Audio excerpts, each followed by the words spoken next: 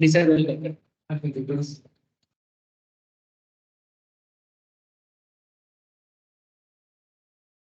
Yes ना, started ना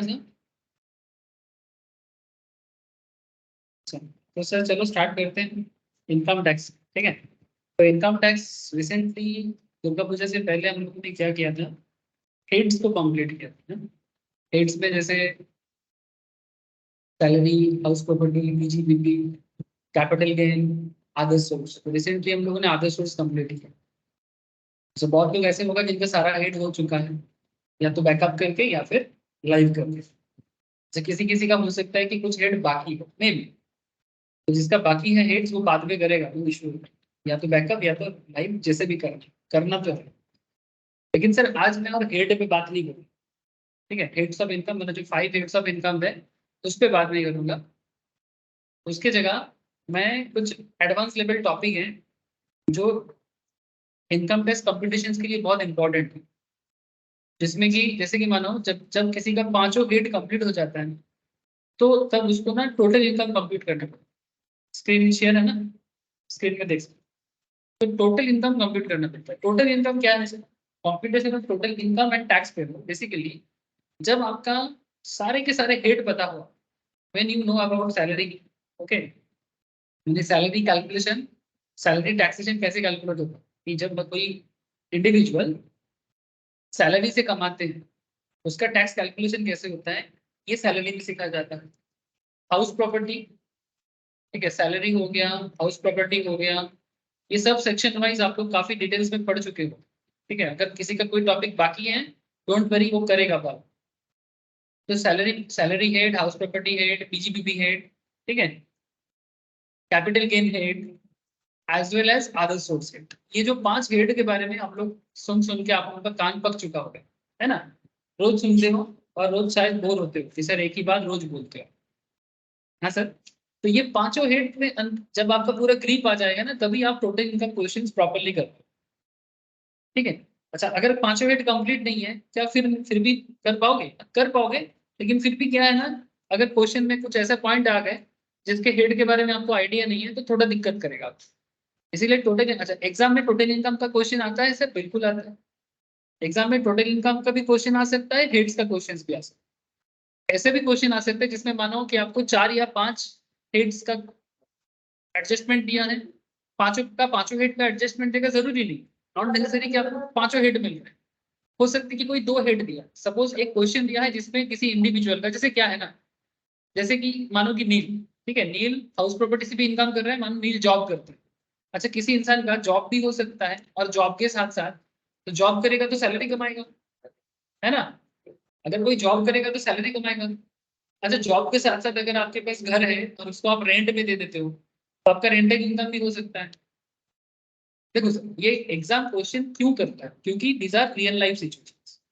क्योंकि रियल लाइफ में ऐसे सिचुएशंस देखने को मिलते हैं कि अगर कोई बंदा जॉब करता है, देखा जाता है कि वो बिजनेस कम कर नहीं करता, या फिर किसी किसी केस में तो जॉब के साथ साथ बिजनेस करना मना है। ऐसे बहुत केस आपको देखने को मिलेगा, स्पेशली गवर्नमेंट सर्विस में अगर जब आप होते हो, तो आप, हाँ, शेयर खान में बिजनेस করতে পারবেন। তো দেখি शेयर खान ऐसी नहीं। हाँ जी सर, नहीं। तो अगर तुम जॉब करते हो तो जॉब करने के साथ साथ तुम बिजनेस नहीं कर सकते। ये कंपनी टू कंपनी ये सिस्टम होता है, गवर्नमेंट जॉब के केस में भी होता है, प्राइवेट जॉब के केस में भी हो सकता है। तो ऑब्वियस बात है कि सैलरी और पीजीपीपी में भी एक साथ, अच्छा जरूरी नहीं कि हर केस में। ऐसे बहुत सारे ऑर्गेनाइजेशन है वो कहते हैं कि भाई आजकल मॉडर्न ऑर्गेनाइजेशन ना बड़ा अच्छा सोच रखता है। बोलते हैं कि भाई अगर जैसे अश्विनी ग्रोवर, या फिर अश्विनी ग्रोवर को तो जानते हो,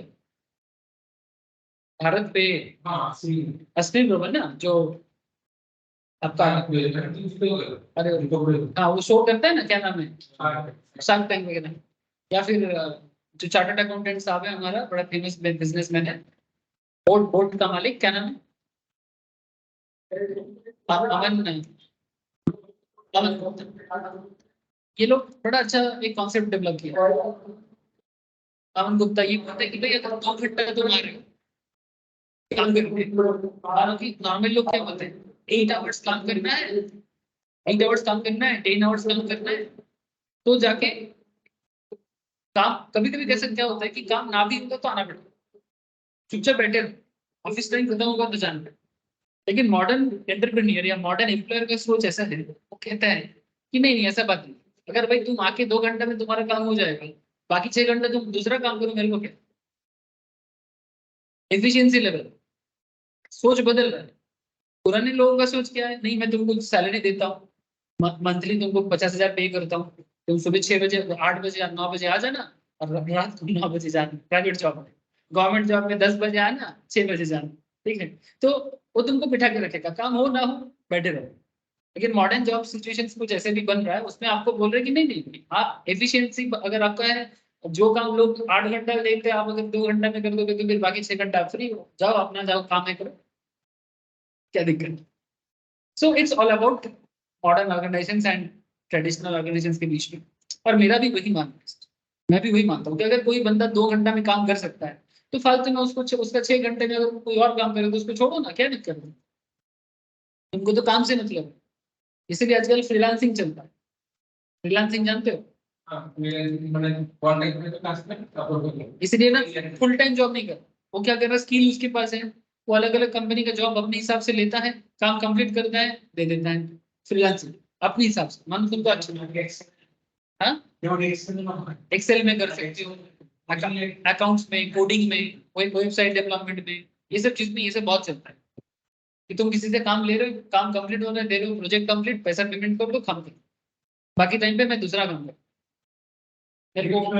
हाँ हाँ म्यूचुअली। तो अब जो देख रहे हैं कि भाई मैं 2 घंटा में काम कर सकता हूँ, तो मेरे को 10 घंटा जाके कंपनी में बैठ के क्या कर, सुबह 9 बजे जाओ एकदम सच धज के, फिर रात को 9 बजे एकदम सच धजना तो नहीं रहेगा ना, तब एकदम फर्स्ट एडेड होके ऑफिस से एकदम टायर्ड होके फर्स्ट एडेड होके आए, एकदम परेशान होके आ रहे। और कोलकाता का ट्रैफिक, ठीक है, या किसी भी बड़े शहर का ट्रैफिक, बहुत भयंकर ट्रैफिक।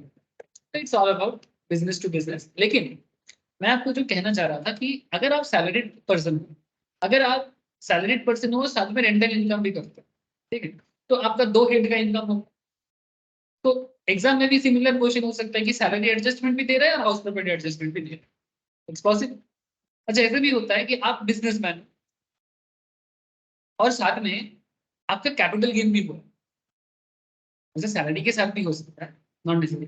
बट मानो कि आपका पीजीबीपी इनकम है, माने आप कोई प्रोफेशनल हो, से फॉर एग्जांपल आप एक प्रोफेशनल डॉक्टर हो, चार्टर्ड अकाउंटेंट हो, कॉस्ट अकाउंटेंट हो, कंपनी सेक्रेटरी हो, इंजीनियर हो, कुछ भी प्रोफेशनल, एडवाइजर हो, स्टॉक मार्केट एडवाइजर हो, म्यूचुअल फंड एडवाइजर हो, कुछ भी प्रोफेशन आप कर सकते हो। प्रोफेशन के साथ साथ आपका कैपिटल गेन भी हो, रखे थे गेन हुआ उसका टैक्सेशन, शेयर में इन्वेस्ट किए थे कैपिटल गेन हुआ, लैंड बिल्डिंग में इन्वेस्ट किए थे कैपिटल गेन हुआ, ज्वेलरी में इन्वेस्ट किए थे बेच के कैपिटल गेन हुआ। हो सकता है, ना होने का तो कुछ है नहीं। तो अगर वेरियस ऑफ सोर्सेज में हमारा गेन हो सकता है, इनकम हो सकता है, तो क्वेश्चन भी एग्जाम में 2-4 हेड से मिला के पूछ, तो जब 2-4-5 हेड मिला के क्वेश्चन करें तो उसको टोटल इनकम का क्वेश्चन करें, दैट्स इट।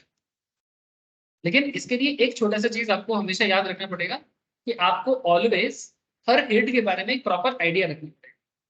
अगर ईच जो हम लोग ऑलरेडी कवर कर चुके हैं रिसेंट, कि अगर आपको सारा हेड पता है तभी आप टोटल इनकम को टच करो, नहीं तो क्या है ना, दो पर्टिकुलर चीज कर पाओगे, दो नहीं कर, एग्जाम में अल्टीमेटली नंबर मिलेगा नहीं। बचपन का बात अलग था, 11 12 लेवल में क्या होता है ना, स्टेप मार्किंग होता है, बड़े होने के बाद स्टेप मार्किंग का चांसेस बहुत कम। सीएसईएम लेवल तो स्टेप मार्किंग करता ही नहीं, ऑलमोस्ट ना के बराबर। अगर कोई 1-2 मार्क्स आपको प्यार से दे दिया वो अलग बात है लेकिन सीरियसली यहाँ पे स्टेप मार्किंग, जैसे स्कूल कॉलेज लेवल में अभी भी स्टेप मार्किंग कॉन्सेप्ट है कि भाई 2 पॉइंट सही दिया है तो 2 पॉइंट मार्क्स। यहाँ पर ऐसा नहीं है कि अगर पूरा क्वेश्चन ठीक ठाक नहीं आया, आंसर मैच नहीं कर रहे, स्टेप मार्किंग का कोई जगह ही नहीं। और जिस साल इंस्टीट्यूट डिसाइड करेगा कि इस बार पूरा गया जैसे स्कूल में ऐसा नहीं होता ना, ना भी मिलता तो मार्क्स तो मिलता था, वही डिफरेंस हो जाता है। अच्छा देखो, तो फिर ये 5 हेड्स ऑफ इनकम जो मेन है इनकम टैक्स, तो सबसे पहले एक इनकम टैक्स का जर्नी कह सकते हैं। First you have to identify residential status. सबसे पहला काम क्या है, रेजिडेंशियल स्टेटस आइडेंटिफाई करना, कि जिस जिस इंसान का, जिस इंडिविजुअल का, या जिस एचयूएफ का, ठीक है, या फिर जिस कंपनी का आप टैक्स कैलकुलेशन कर रहे हो, उनका रेजिडेंशियल स्टेटस कैलकुलेट करो। जैसे कि वो कितना दिन इंडिया में है, पता है ना रेसिडेंशियल स्टेटस चैप्टर में 182 दिन है कि नहीं, 60 दिन या 365 दिन है कि नहीं, सेक्शन 6 सबसेक्शन 1, सेक्शन 6 सबसेक्शन 6, ये सब जो प्रोविजंस है रेसिडेंशियल स्टेटस का, जिन लोगों का हो चुका है बहुत अच्छे से पता होगा, जिनका नहीं हुआ वो बाद में फिर से, ये basics of income tax, these our basics of income tax. ठीक है, तो जैसे रेसिडेंशियल स्टेटस पता लग जाए, इसके बाद इनकम को क्लासिफाई कर कि भाई कौन सा हेड से इनकम, सैलरी हेड से, हाउस प्रॉपर्टी हेड से, पीजीबीपी से, कैपिटल गेन से, क्या अदर सोर्स, आइडेंटिफाई कर। जब आइडेंटिफिकेशन हो जाए, इसके बाद अगर आइडेंटिफिकेशन क्यों कर रहे हैं कि सबका ट्रीटमेंट अलग है ना, सैलरी का टैक्स ट्रीटमेंट अलग है, इनकम हाउस प्रॉपर्टी का टैक्स ट्रीटमेंट अलग है, पीजीबीपी का टैक्स ट्रीटमेंट अलग है। तो अगर आप आइडेंटिफिकेशन में गलत करोगे तो टैक्स ट्रीटमेंट गलत है। जैसे कि नॉर्मली सैलरी पीजीबीपी में दिक्कत नहीं होती, दिक्कत क्या होता है, कैपिटल गेन और अदर सोर्स में दिक्कत होता है कि आपको समझ में नहीं आता कि इस इनकम को कैपिटल गेन में डाले कि अदर सोर्स में डाले, कुछ कंफ्यूजन तो वहां पर है ना। जैसे मानो रिसेंटली हम लोग अदर सोर्स जब पढ़ रहे थे, तो सेक्शन 56 में एक पॉइंट आया था जिसमें मानो कि आप किसी से एडवांस लेते हो, एडवांस लेना माने मानो कि आप जमीन का काम करते हो, लैंड प्रॉपर्टी का काम करते हो, और मानो मेरा लैंड है और आप मेरे से लैंड देखने आए और आपने बुकिंग अमाउंट देखेंगे, मानो कि 50,000 बुकिंग अमाउंट, जमीन का दाम 20 लाख, 20 लाख, तो 20 लाख में से 50,000 आज आप पेमेंट करते, तो 50,000 2 महीने के अंदर अगर बाकी पैसा नहीं देते तो फॉरफिट हो जाएगा, किसी कंडीशन में पेमेंट होता है। तो मानो तुमने 50,000 मेरे को दिया और 50,000 मैंने 2 महीने बाद फॉरफिट कर दिया क्योंकि तुमने बाकी पेमेंट मेरे को नहीं कर पाया। अब क्वेश्चन ये उठता है कि सर ये 50,000 जो इनकम हुआ इस कैपिटल गेन में डालेंगे आधा सोर्स में, ये डिस्कशन मैंने आधा सोर्स चैप्टर में किया, इवन कैपिटल गेन चैप्टर में भी किया। तो मैं बेसिकली यही कहना चाह रहा हूँ कि ऐसे कंफ्यूजन तो चैप्टर के अंदर भी है, इसीलिए आइडेंटिफिकेशन इज वेरी इंपॉर्टेंट कि किसी पर्टिकुलर इनकम को किस हेड में ट्रीट करना चाहिए। बात समझ में? हाँ, ऑप्शन ऑप्शन केस में भी हो सकता है। ठीक है, तो बेसिकली कहना यही है कि identification of the income is very important, ये सिर्फ प्रैक्टिस के साथ ही आ सकता है, अदरवाइज नॉर्मली बोल देता है। अच्छा नेक्स्ट, ये जो फ्लो चार्ट है ये आपको बेसिकली टोटल इनकम टैक्स का जर्नी बता रहा है कि first you need to identify residential status, then classification of income, फिर 5 हेड्स को डिस्ट्रीब्यूट करना, फिर ईच एक हेड के हिसाब से इनकम को कैलकुलेट करना, उसके बाद अप्लाई द क्लबिंग प्रोविजंस। क्या लिखता है सर? Clubbing provisions. क्लबिंग का मतलब क्या है? क्लबिंग में क्या होता है, नॉर्मली क्या होता है, मैं आपको एक चीज बताता हूँ हमारे देश में क्या चलता है। हस्बैंड, वाइफ, चिल्ड्रन, ठीक है, सबसे ज्यादा प्रॉब्लम तो हस्बैंड वाइफ के बीच में चलता है। क्या प्रॉब्लम है? ये हस्बैंड वाइफ का झगड़ा नहीं, ये हस्बैंड वाइफ का प्यार है। कैसा प्यार चलता है? हस्बैंड इनकम करता है ताकि हस्बैंड का टैक्स लायबिलिटी कम हो जाए, कुछ इनकम वाइफ के नाम पे दिखा दे। लोग तो करते हैं ना सर, लेकिन सर इनकम टैक्स कहते हैं, अच्छा वाइफ सच में क्या इनकम कर रहा है मैक्सिमम केस में? अच्छा रियल में जब वाइफ इनकम करता है उसमें कोई प्रॉब्लम नहीं है। आज के डेट में लड़की लोग भी बहुत अच्छे से काम करते हैं, ठीक है, लड़का इससे ज्यादा भी कमा सकता है। ठीक है, पहले का बात खत्म हो गया सर, सिर्फ लड़का कमाएगा लड़की नहीं कमाएगा, वो दिन और नहीं रहा, situation is change really. Now point is that sir, फिर भी अभी भी ऐसा सिनेरियो है कि मानो हस्बैंड कमा रहा है, ज्यादा कमा रहा है, वाइफ थोड़ा कम कमा रहा है, तो हस्बैंड क्या सोच रहा है कि अगर मानो कि हस्बैंड 12.5 लाख इनकम कर रहा है, 12,50,000 एग्जाम्पल के लिए रहते हैं, अब 12.5 लाख में इनकम टैक्स का स्लैब क्या हो जाए, 30% तक चला जाएगा, अब तो 2.5 लाख नहीं, फिर 2.5 लाख से 5 लाख 5%, 5 से 10 लाख 20% और 10 लाख के ऊपर 30%। लेकिन तुम इनमें से अगर 2,50,000 एटलीस्ट वाइफ के नाम पे शिफ्ट कर देते हो तो तुम्हारा टैक्स लाइबिलिटी 20% के स्लैब में अटक जाएगा। तो ये तो बेसिकली टैक्स चोरी करना हो गया।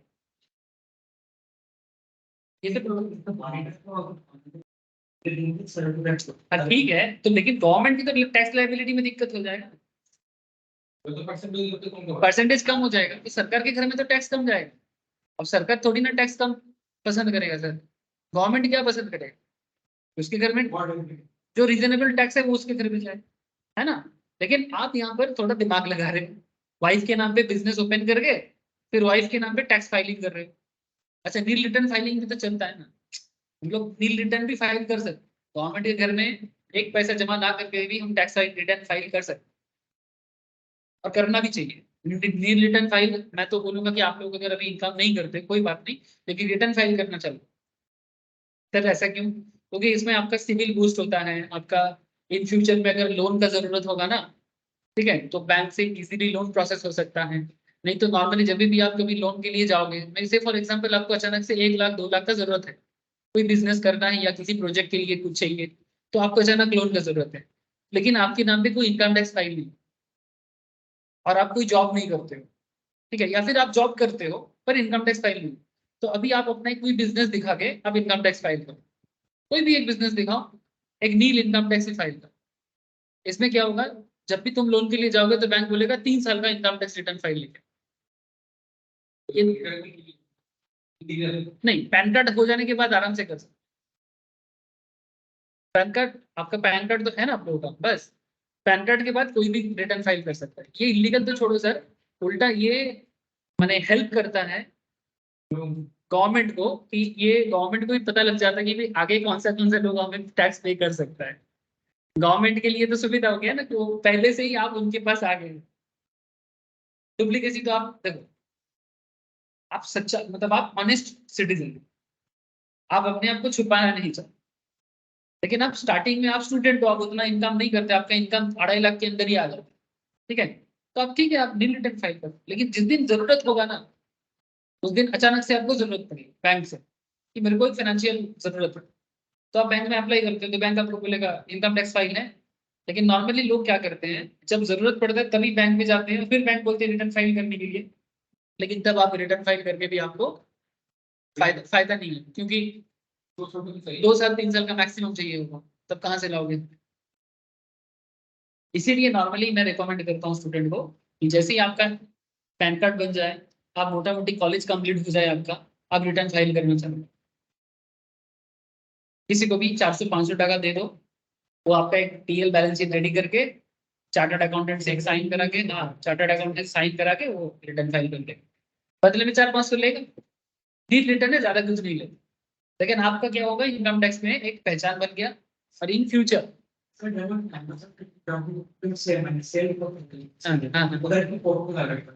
हाँ रिटर्न फाइल करना है, जीएसटी फाइल करना है, ठीक है, तभी जाके वो कर सकते। Yes very good. इसीलिए ये सब बिजनेस डॉक्यूमेंट्स के लिए जरूरी हो जाता है, इसीलिए मैं बोलता हूँ कि कर सकते हैं। हाँ, अगर किसी के मन में डुप्लीकेसी करने का इच्छा है कि नहीं नहीं मैं तो सब मैंने रॉ कमाऊंगा, रॉ रॉ इनकम समझते हो, गवर्नमेंट के घर में एक पैसा नहीं देना है, सिर्फ 2 नंबर ही कमाना है, ठीक है, ठीक है, वो सिर्फ कैश में इनकम करेगा, उनका बात अलग है, ठीक है, उनका बात अलग है, मैं उनको मैं कुछ सजेशन नहीं देना चाहता। तो point is that sir, clubbing provisions तब होता है जब हस्बैंड अपना इनकम को वाइफ के नाम पे दिखा के कम करना चाहता है, तो गवर्नमेंट बोलता है क्लब कर दो, गवर्नमेंट बोलता है क्लब कर दो। बात समझ में आ रही है? अच्छा, एक काम करेगा, बाहर देखिए क्या, अच्छा ठीक है, छोड़ो छोड़ो छोड़ो छोड़ो छोड़ो।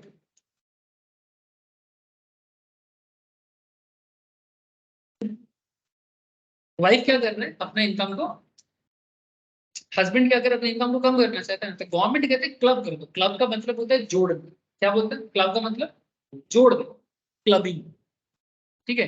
अब जोड़ने का मतलब क्या है कि अगर हस्बैंड अपना इनकम को कम करने के लिए वाइफ के इनकम पे कुछ इनकम ट्रांसफर कर रहा है, और वाइफ का टैक्स लायबिलिटी नहीं बन रहा है, तो गवर्नमेंट क्या करेगा, जो इनकम प्रूव हो जाएगा कि ये हस्बैंड का इनकम है, ये जानबूझ के वाइफ के नाम पे ट्रांसफर हो रहा है, गवर्नमेंट क्या करेगा, उस इनकम को हस्बैंड की इनकम पे वापस जोड़ वापस ऐड कर। कभी कभी बच्चा लोग भी कमाते हैं, चिल्ड्रन, ये टॉपिक डिटेल्स में चर्चा करेंगे नेक्स्ट क्लास। कभी कभी बच्चा लोग भी कमाते हैं, चिल्ड्रन, कोई कोई स्पेशल टैलेंट में कमाते हैं, ठीक है, और कभी कभी माँ बाप क्या करते हैं, बच्चे के नाम में इनकम शो करते हैं, तो जो इनकम ऐसे बच्चे के नाम पे शो किया जा रहा है ना, कोई प्रॉपर्टी दिखा जा रहा है, ठीक है, ताकि अपना टैक्स बच सके, तो उसको भी जोड़ दिया जाए। लेकिन अगर चिल्ड्रन अपने टैलेंट पे कमाते हैं तो उसका टीडीएस सरकार डायरेक्टली चिल्ड्रन से ही काटती है। जैसे कि वो जो लोग टैलेंट शो में जाते हैं ना, अरे इंडियन आइडल में गाना गा के कमा रहा है, या केबीसी जीत के आ रहा है, तो फिर गवर्नमेंट उससे टीडीएस खुद ही काटते हैं। लेकिन अगर हाँ वही चिल्ड्रन वाले माइनर एडल्ट हो जाने से फिर उसका डायरेक्ट, लेकिन अगर ये पता चलता कि पापा का ही इनकम है, और बच्चे के नाम पे कर रहे हैं, तो फिर वो ट्रांसफरर के हाथ पे क्या टैक्स। ट्रांसफरर का मतलब जो मेन अर्नर है। नॉर्मली चिल्ड्रन का इनकम माँ या पापा किसी के भी इनकम के साथ जोड़ दिया जाता है, जिसका इनकम ज्यादा हो। अगर माँ का इनकम ज्यादा है तो बच्चे का इनकम माँ की इनकम के साथ जुड़ देगा, अगर पापा का इनकम ज्यादा है तो पापा के इनकम के साथ जुड़। इसको क्लबिंग प्रोविजंस कहते हैं। मैं आगे आगे नेक्स्ट चैप्टर में इसको पढ़ाऊंगा। आज मैं दूसरा चैप्टर पढ़ाना चाहूँ, मैं बताता हूँ। और एक है sir set of and carry forward. Set of carry forward में क्या होता है कि set of losses carry forward, मैंने कभी कभी क्या है ना, जैसे पीजीपीपी वगैरह में होता है, लॉस होता है ना बिजनेस में, या फिर कैपिटल गेन में भी तो लॉस हो सकता है। शेयर खरीदे थे, शेयर में लॉस हो गया, तो लॉस एडजस्ट करके आपका इनकम टैक्स में फायदा हो सकता है। पीजी फायदा बने क्या, लॉस होने से इनकम टैक्स हमें इनकम के ऊपर टैक्स, तो लॉस हो जाने से आपका इनकम टैक्स कम हो जाएगा, तो आप ज्यादा टैक्स क्यों पे करें, है ना। तो बिजनेस में भी लॉस हो सकता है, तो बिजनेस का लॉस, कैपिटल लॉस, ठीक है, कैपिटल गेन लॉस, ये सब लॉस एडजस्टमेंट करने का मौका आपको मिल सकता है। तो वो यहाँ पर बताया जाता है। और सेट ऑफ मनी किस लॉस को किसके साथ एडजस्ट, मानो कि आपका बीजीपी में लॉस हुआ है, क्या ये सैलरी के साथ एडजस्ट हो सकता है, क्या ये हाउस प्रॉपर्टी के साथ एडजस्ट हो सकता है, इसका डिटेल्स प्रोविजन है। किस किस हेड को किसके साथ एडजस्ट कर सकते हैं। जैसे कैपिटल गेन में एक प्रोविजन है कि अगर आपका लॉन्ग टर्म कैपिटल गेन है और लॉन्ग टर्म कैपिटल लॉस हुआ है, ठीक है, लॉन्ग टर्म कैपिटल गेन है आपका और आपका लॉन्ग टर्म में भी एक कैपिटल लॉस हुआ, तो आप लॉन्ग टर्म कैपिटल लॉस को सिर्फ लॉन्ग टर्म कैपिटल गेन के साथ एडजस्ट। अच्छा, अगर शॉर्ट टर्म लॉस भी है उसको भी आप लॉन्ग टर्म के साथ एडजस्ट कर सकते हैं, लेकिन short term loss long term में एडजस्ट हो जाता है, लेकिन long term loss short term के साथ एडजस्ट। ठीक है, ये आगे आगे जिस दिन ये वाला टॉपिक कराऊंगा बताओ। मैं कहना ये चाहता हूँ कि कंप्लीट इनकम टैक्स को कैलकुलेट करने के लिए क्या क्या मेहनत करनी पड़ती है, ये जर्नी है। कंप्लीट इनकम टैक्स कैलकुलेशन का जर्नी है। इस जर्नी को कंप्लीट करने से इनकम टैक्स होगा। इसके बाद आता है जीटीआई। क्या आता है सर, जीटीआई। जैसे सेट ऑफ कैरी फॉरवर्ड हो गया, आपका ग्रॉस टोटल इनकम कैलकुलेशन, भाई इस बंदे का क्या टोटल इनकम बनना है। ये आप लोग ऑलरेडी कुछ क्वेश्चन में कर चुके हो, ऐसा नहीं कि जीटीआई में फर्स्ट टाइम होगा। इससे पहले क्लास में मैंने जीटीआई का क्वेश्चन करवाया। लेकिन मैं आज जिस चीज में बताना चाहता हूँ ना, वो है टैक्स प्लानिंग का एक बहुत इंपॉर्टेंट टॉपिक, जीटीआई के बाद आता है, जिसका नाम है डिडक्शंस फ्रॉम जीटीआई। ये बात मैं क्लास में बहुत बोलता हूँ, 80C से 80U, है ना, बार बार बोलता हूँ ना 80C से 80U, वही 80C से 80U वही मुझे आज बता। अच्छा, ये बाकी लोगों को थोड़ा पूछ लेता हूँ। ऋषभ, अ, कोनिका, बोलो सर, प्रिया, शालिनी, समझ में आ रहा है। है सर।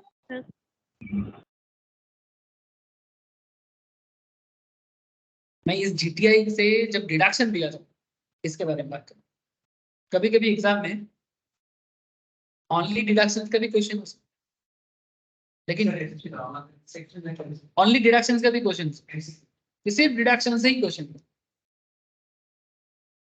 और ऐसा भी हो सकता है नॉर्मली डिडक्शन का मेन यूज है सर टोटल इनकम के अंदर, बट एग्जाम का तो कुछ भरोसा नहीं है सर, आपको नॉलेज होना चाहिए। अब इसका इंडिविजुअल क्वेश्चन भी हो सकता है, या फिर इसका जो मेन पर्पस है, मेन पर्पस क्या है, मेन पर्पस क्या है, टोटल इनकम को एडजस्ट करने का technically. Deductions basically tax payer के लिए बेनिफिट,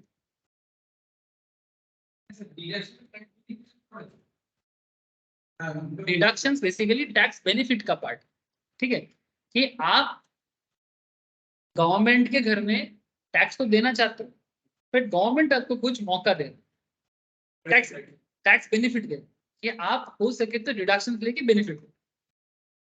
कुछ लोग तो ऐसे होते हैं सर, इतना अच्छा टैक्स प्लानिंग करते हैं, ठीक है, थ्रू प्रॉपर चार्टर्ड अकाउंटेंट, जो जिनको जो टैक्स प्रैक्टिस करते हैं, या कॉस्ट अकाउंटेंट या कंपनी सेक्रेटरी, जिनके इन्हीं को तो अच्छा नॉलेज होता है ना टैक्स के बारे में, प्रैक्टिस भी कर पाते हैं।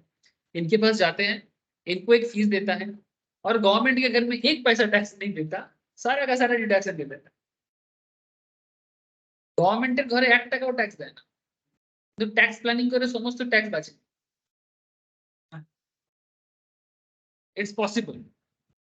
अब कैसे संभव है ये आपको मैं अभी बताऊं, ठीक है। गवर्नमेंट के घर में एक पैसा नहीं देना है, लेकिन सारा का सारा टैक्स प्लानिंग करके आप अपना टैक्स बचा सकते हो। हाँ? क्या लूफॉल? नहीं नहीं नहीं नहीं, लूफॉल नहीं है, वही मैं बता, लूफॉल नहीं है, ये एज पर लॉ है, लीगल एज पर लॉ, कोई लूफॉल नहीं। हाँ, तुम कर सकते हो आराम से। This is planning of tax part, मैं थोड़ी ना इलीगल चीज सिखा सकता हूँ आप लोगों को। ये मेरा परमिशन नहीं है, इलीगल चीज आप लोग अलग से सीखोगे। वो मैं नहीं सिखा सकता, this is not part of the study.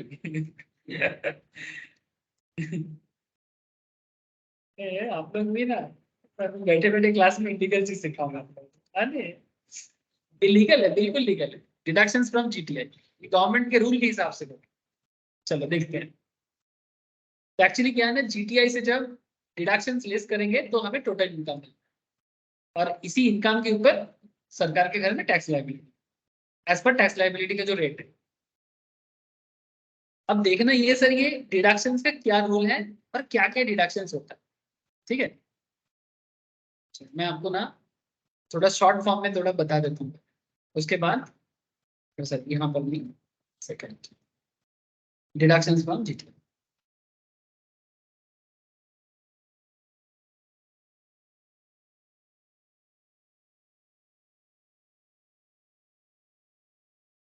पहले थोड़ा समरी पढ़ लो, समरी भी काफी हेल्प करता है।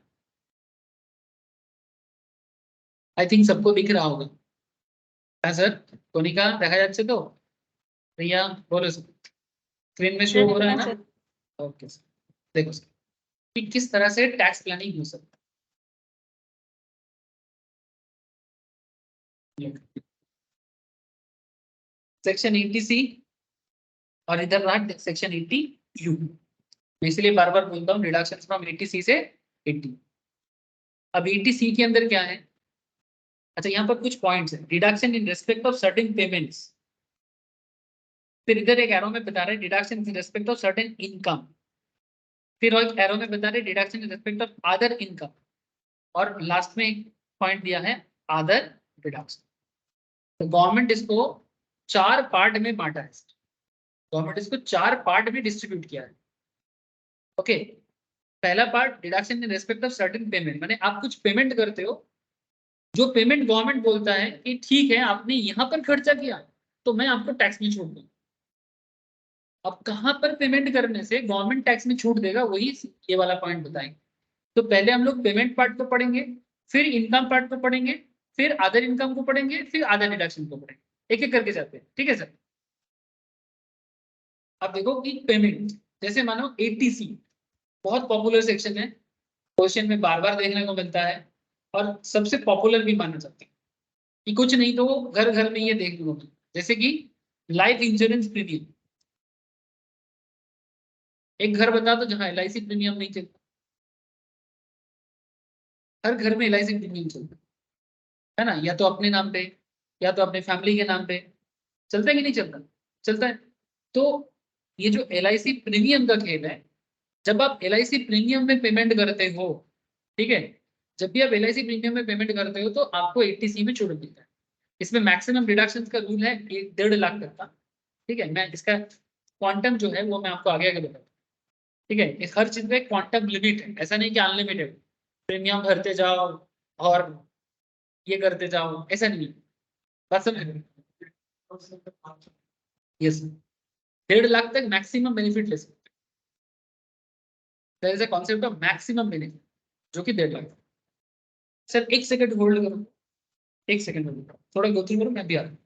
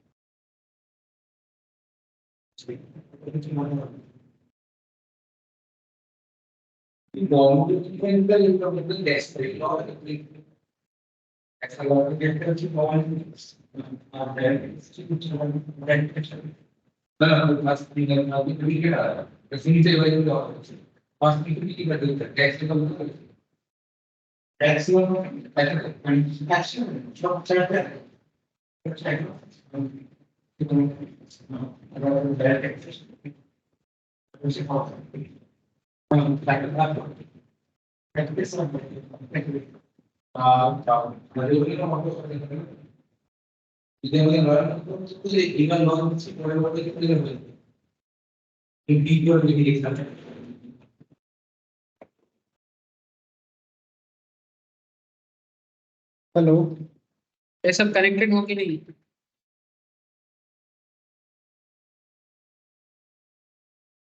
सर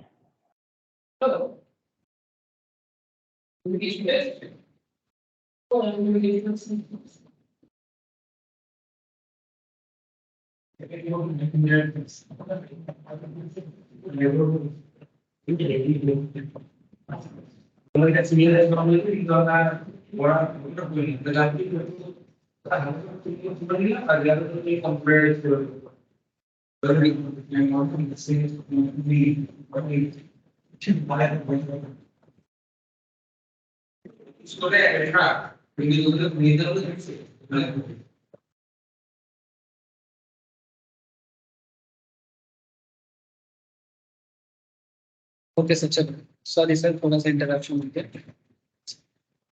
आई होप सब कनेक्टेड हो। देखो सर, तो एटीसी बेसिकली आपको क्या बताता है जब आप इंश्योरेंस प्रीमियम भरोगे ना। अच्छा, इंश्योरेंस बेसिकली देखो, या तो आप अपने बेनिफिट के लिए या फिर फैमिली के बेनिफिट के लिए करो। मेनली आप फैमिली के बेनिफिट के लिए इंश्योरेंस भरते हो कि अगर मेरा कुछ हो जाए तो मेरा फैमिली बच जाए। तो गवर्नमेंट देखो, गवर्नमेंट बड़ा क्या बोलेंगे, गवर्नमेंट बड़ा उदार है। उदार समझते हो, दयालु है। ठीक है, गवर्नमेंट दयालु है। क्यों दयालु है? गवर्नमेंट बेसिकली, गवर्नमेंट का काम क्या है? ह्यूमन वेलफेयर का।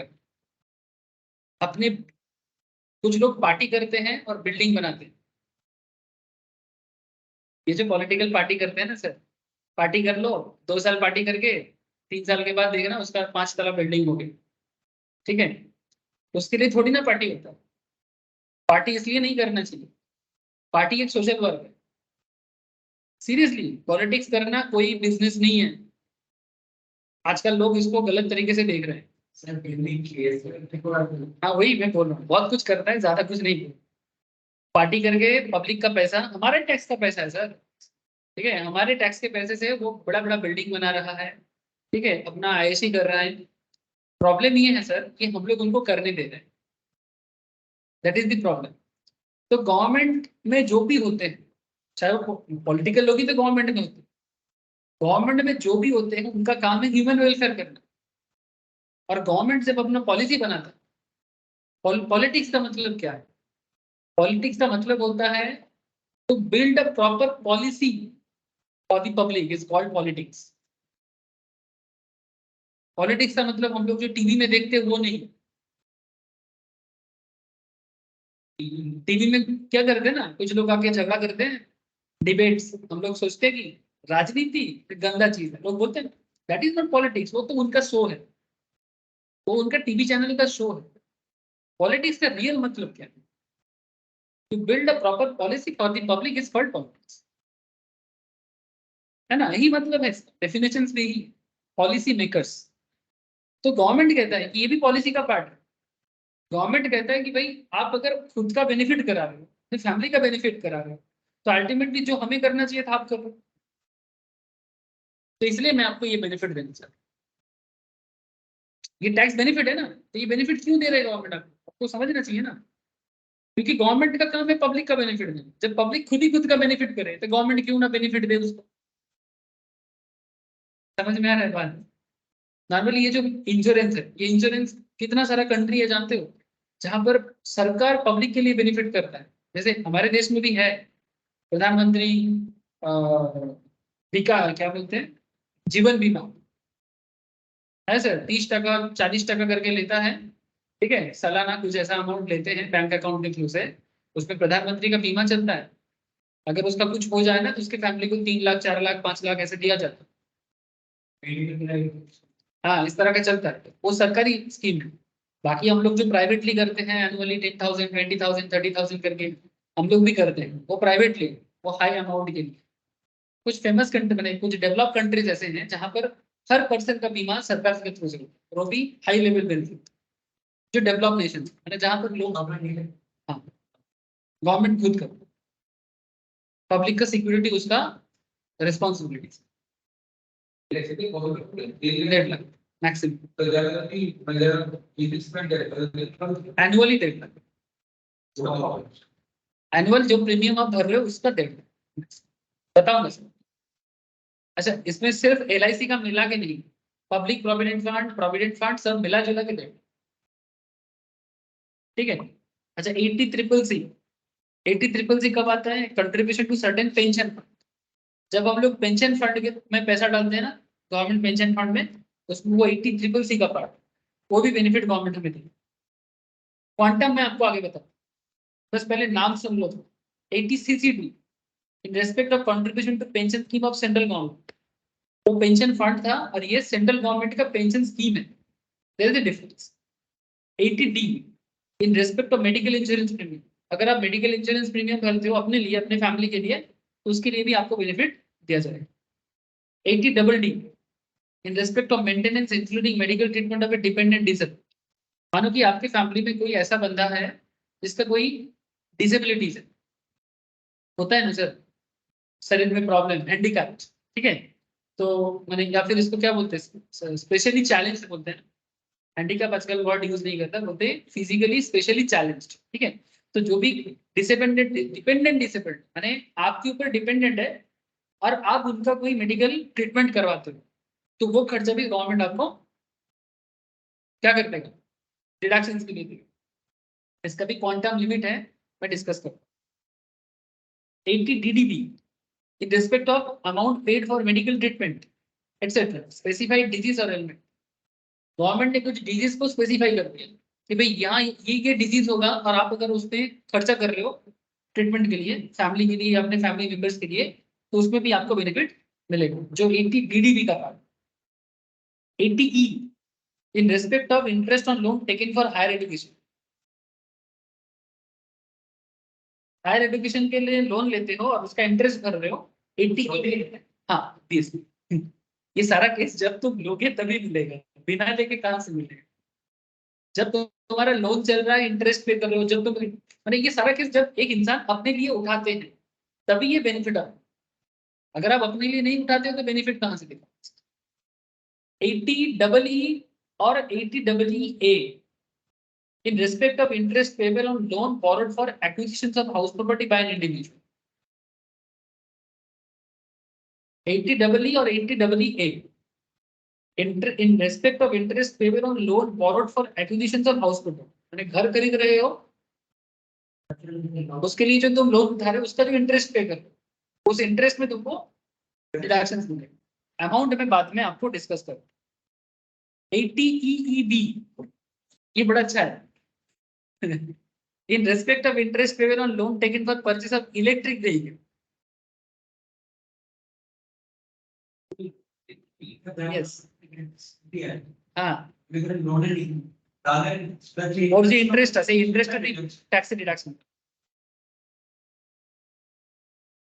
नहीं इलेक्ट्रिक व्हीकल, व्हीकल बाइक, बा कार, इलेक्ट्रिक व्हीकल बेसिकली ये कार के ऊपर, एक कार के ऊपर तुम अगर इलेक्ट्रिक व्हीकल खरीद रहे हो, व्हीकल में अंदर कार आ जाता है, बाइक आ जाता है, उसका और तुम उसको लोन पे लेते हो। जैसे नॉर्मली मैं आपको बताता हूँ, जैसे इलेक्ट्रिक व्हीकल में इंडिया में सबसे पॉपुलरिटी रिसेंटली जो बना है वो है नेक्सॉन, टाटा। ऐसे अभी और भी बहुत सारा कंपनी आ गया है, बट टाटा नेक्सॉन सबसे अच्छा मार्केट बना है। उसका गाड़ी का दाम है करीब 14 लाख के आसपास, टाटा नेक्सॉन इलेक्ट्रिक वाला, ईवी का। पेट्रोल वाला था थोड़ा कम है, पेट्रोल वाला मॉडल आपको 10 लाख ऐसा में आ जाएगा। 14 लाख में से सरकार आपको, गवर्नमेंट आपको 1.5 लाख का सब्सिडी दे रही है अगर आप लोगे, ठीक है, तो आपका दाम पड़ जाएगा करीब 12.5 लाख का, 12.5 लाख। हाँ हाँ, ऑन रोड के ऊपर, ठीक है, ये ऑन रोड गवर्नमेंट का मैं बता रहा हूँ जो चल रहा था लास्ट ईयर, अभी रिसेंट मैंने अपडेट नहीं किया, बट लास्ट ईयर ऐसे चल रहा था। तो मेरा एक फ्रेंड ले रहा था, तो उसी के साथ बात हो रहा था, तो तब मुझे पता चला। तो 14 लाख में से 1.5 लाख गवर्नमेंट दे रहा था, और 12.5 लाख दाम पड़ रहा था, और 12.5 लाख के ऊपर तुमको लोन मिल जाएगा, और उस लोन का जो इंटरेस्ट होगा वो तुम 80EE के अंदर क्लेम कर लो, यानी तुम इंटरेस्ट पे करोगे लेकिन तुम टैक्स में उसका बेनिफिट ले लो। बात समझ में आ रहा है ना? ये सबाई বুঝতে পারছে?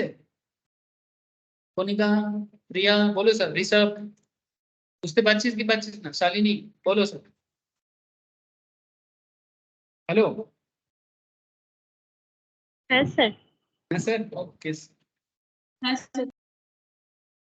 80G, 80G में क्या है? In respect of donation to certain funds या चैरिटेबल इंस्टीट्यूशंस। मानो आप किसी चैरिटेबल फंड में पैसा जमा कर रहे हो, ठीक है, तो वो 80G में आता है, 80G में आता है डोनेशन देने, ठीक है, तो लेकिन हर जगह में डोनेशन देने से नहीं होगा, रिकॉग्नाइज जगह में देने से ही वो 80G का मिलता है। ऐसे नहीं किसी को भी डोनेशन कर रहे हो और उसका डिडक्शन नहीं, इस तरह से तो कितना फ्रॉड चलेगा, ऐसे चलता भी है, फ्रॉड चलता भी है, लेकिन जो गवर्नमेंट बोलेगा उसी में टैक्स बेनिफिट है। 80GG in respect of rent paid, 80GGA in respect of donation of scientific research and rural development, 80GGB in respect of contribution given by companies to political parties। जब कोई company political party को donate करे, जैसे कि मानो Reliance BJP को donate कर रहा है, अदानी बीजेपी को डोनेट कर रहा है, आईटीसी कांग्रेस को डोनेट कर रहा है, पॉलिटिकल पार्टी फंड में पैसा देना पड़ता है। माने एक्चुअली ये देना, देखो सर, इसको समझने के लिए थोड़ा सा नॉलेज बढ़ाना पड़ेगा। पार्टी इतना बड़ा जो काम करता है, देखो आज जो सत्ता में है, सत्ता में मैंने समझते ना, पावर में जो, जैसे आज वेस्ट बंगाल में पॉलिटिकल सत्ता में कौन है? टीएमसी है। अगर आप मानो एक बिजनेसमैन, या फिर आप लोग सारे एक बिजनेसमैन फैटर्निटी हो, और आप बोल रहे हो कि भाई टीएमसी के समय में वेस्ट बंगाल में हमें कुछ बेनिफिट या कुछ अच्छा सुविधा नहीं मिल रही, आप चाहते हो कि कोई और पार्टी वेस्ट बंगाल में आए, ठीक है, तो अभी सबसे बड़ा विरोधी कौन है? बीजेपी वेस्ट बंगाल में। तो अगर आप चाहते हो, मानो कि आप एक बिजनेसमैन और आप चाहते हो कि वेस्ट बंगाल में बीजेपी आ जाए, तो बीजेपी कैसे आए? उसके लिए बीजेपी को अपना प्रचार करना होगा, अपने पार्टी की तरफ से उसको काफी काम करना होगा, अलग अलग जगह में जाके सोशल वर्क करना होगा, कोई भी प्रॉब्लम होगा तो उसके लिए खड़ा होना पड़ेगा, ये सब काम करने के लिए पैसा चाहिए सर, ठीक है। तो आप बिजनेसमैन हो, आप चाहते हो कि बीजेपी आए, तो इसलिए आप उसके बेनिफिट के लिए आप बीजेपी को डोनेट करो। हाँ, ये इन्वेस्टमेंट नहीं बोलेंगे सर, ये बेसिकली दान है। पॉलिटिक्स एक सोशल वर्क है, पॉलिटिक्स इज सोशल वर्क, आप सोशल वर्क के लिए पॉलिटिक्स को दान करें। अब इसका बेनिफिट आपको बाद में आप लोगे, वो अलग चीज, वो अलग चीज है, ये आपका फेवर है, आप फेवर कर रहे हो। जैसे कांग्रेस को आईटीसी फेवर कर रहे हैं, मैं जो नाम लिया एकदम सच्चा नाम दिया, आईटीसी बहुत बड़ा बिजनेस है, वो कांग्रेस को फेवर करता है, रिलायंस दोनों को फेवर करता है, जब जहां अदानी बीजेपी को फेवर करता है, ठीक है। तो इस तरह का सिचुएशंस देखने को मिलता है, लेकिन अब फेवर करता है वो डोनेट कर ही सकता है, कोई 100 करोड़ डोनेट कर देगा, कोई 1000 करोड़ डोनेट कर देगा, बिजनेस का मैटर है। अच्छा, डोनेशन करके उसको देखो, बिजनेस को भी क्या है ना, प्रोजेक्ट पास कराना होता है। जैसे ये जो साइंस सिटी के पास जो आईटीसी का बड़ा बड़ा जो होटल बना है, ये आज नहीं बना, ये सीपीएम के टाइम पे बना। ये सब जगह आईटीसी को सीपीएम जमाने में मिला, लेफ्टिस्ट, जब वेस्ट बंगाल में लेफ्ट पार्टी था तब मिला।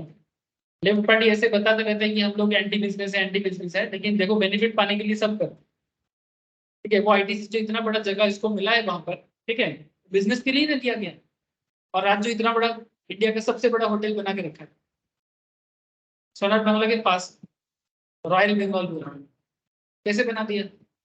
ये सीपीएम गवर्नमेंट के टाइम पे सीपीएम ने ये बेनिफिट आईटीसी को दिया था, बदले में आईटीसी ऑब्वियसली सीपीएम को डोनेट किया था।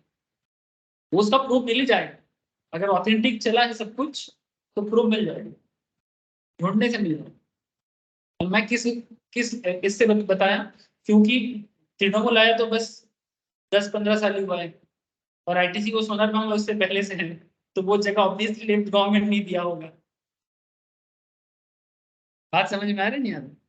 तो इस तरह से गवर्नमेंट को भी बिजनेसमैन फंड देते हैं। अच्छा, आप बड़ा बिजनेस क्या, छोटा मोटा बिजनेस भी देता है, छोटा बिजनेस भी देता है, तो वो 80 जीजीबी का पार्ट है जब कंट्रीब्यूशन कंपनी करता है, ठीक है। और 80 जीजीसी जब कोई इंडिविजुअल पर्सन पॉलिटिकल पार्टी को डोनेट करता है, इंडिविजुअल हम आप जैसे कोई भी, कंपनी करे तो कॉर्पोरेट फंड हो गया ना, और इंडिविजुअल करे तो कोई भी इंडिविजुअल नाम पे करे, तो 80 जीजीसी का पार्ट।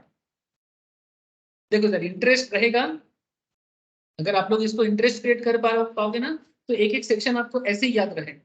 और अगर इंटरेस्ट नहीं आएगा ना, तो कितना भी याद कर लो याद नहीं है। लेकिन अगर आपको इसको पढ़ने में मजा आ रहा है, तो आप देखना ऑटोमेटिकली लिख लिख के प्रैक्टिस करोगे तो याद रह जाएगा। लेकिन अगर मानो पढ़ने के बोरिंगनेस आ रहेगा, तो फिर मैं कितना भी चिल्ला लूं, आप हमेशा भूल करो।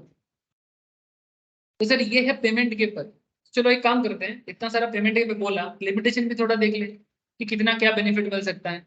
हाँ चलो, उसके बाद इनकम में आएंगे, यानी इनकम करने से भी गवर्नमेंट बेनिफिट देता है।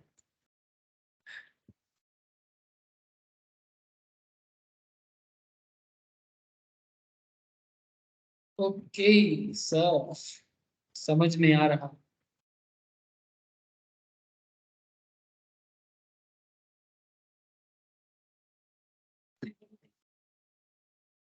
हाँ हाँ, তিনটে এক্সাম আর ওখানে তোমার ট্যাক্স অ্যাকাউন্ট তোমরা স্যার এই কোন ব্যাপারটা চেক করতে হবে। কিন্তু যখন এই ট্যাক্স অ্যাকাউন্ট লিস্ট না না তখন কি সিনিয়র সিটিজেন আর সুপার সিনিয়র সিটিজেন এটা তো মাঝখানে না, এটা 60 থেকে 80 নিয়ে বলো তো জিজ্ঞেস করেন 60 থেকে 80টাই তো সিনিয়র সিটিজেন, তো 60 এর নিচে তো একটা ওটা নরমাল, ওটা নরমাল ওটা নরমাল 60 এর নিচে যারা তারা নরমাল, 60 থেকে 80 সিনিয়র সিটিজেন, আর 80 ওপরে হলে সুপার সিনিয়র। 60 এর নিচে হলে তো কোনো সিনিয়রিটি আসছে না, 60 এর নিচে যেই থাকুক না কেন নরমাল সিটিজেন, 60 এর থেকে 80 এর মধ্যে হলে হ্যাঁ 60 থেকে 60 greater than 60 less than 80 senior, greater than 80 super super senior. चलो सर अभी थोड़ा सा हम लोग देखेंगे कि लिमिट क्या है, कि 80C में जब हम लोग क्लेम चाहते हैं, टैक्स बेनिफिट मांगेंगे इनकम टैक्स में, तो कहाँ कहाँ पेमेंट करने से 80C कवर होते हैं। तो जैसे मैं ऑलरेडी आपको बताया कि अगर आप पब्लिक प्रोविडेंट फंड में पैसा रखते हो, LIC में प्रीमियम भरते हो, तो आपको 80C का बेनिफिट मिलेगा, maximum 1,50,000। Sum paid or deposited subject to a maximum of 1,50,000 annually, ठीक है। सम पेड और deposited in the previous year, मतलब जिस पर्टिकुलर ईयर में क्लेम चाह रहे हो, उस पर्टिकुलर प्रीवियस ईयर में आपने लाइफ इंश्योरेंस प्रीमियम में, पब्लिक प्रोविडेंट फंड में, स्टैट्यूटरी प्रोविडेंट फंड या रिकॉग्नाइज्ड प्रोविडेंट फंड जो भी हो, ठीक है। जैसे नॉर्मली जो सैलरीड पर्सन होते हैं ना, वो SPF या RPF में लगाते हैं, और जो नॉर्मल इंडिविजुअल्स हैं वो PPF में लगाते हैं। Normal non salaried person PPF में पैसा नहीं लगा पाते, RPF में या SPF में पैसा नहीं लगा पाते, क्योंकि सैलरी लोगों का प्रोविडेंट फंड ऑर्गेनाइजेशन के थ्रू से मेंटेन होता है। और मानो कोई बिजनेसमैन है, वो PF में पैसा लगाना चाहिए, आपका कोई कंपनी तो आप काम नहीं करते, तो फिर आप अपना पैसा भी PPF मैंने प्रोविडेंट फंड में लगा सकते, इसको पब्लिक प्रोविडेंट फंड है। अच्छा खासा रिटर्न मिलता है, 8% 8.5% के आसपास रिटर्न देता है प्रोविडेंट फंड, तो आप वहां पर भी रख सकते, ठीक है। इसको सुपर एनुएशन फंड भी कहते हैं।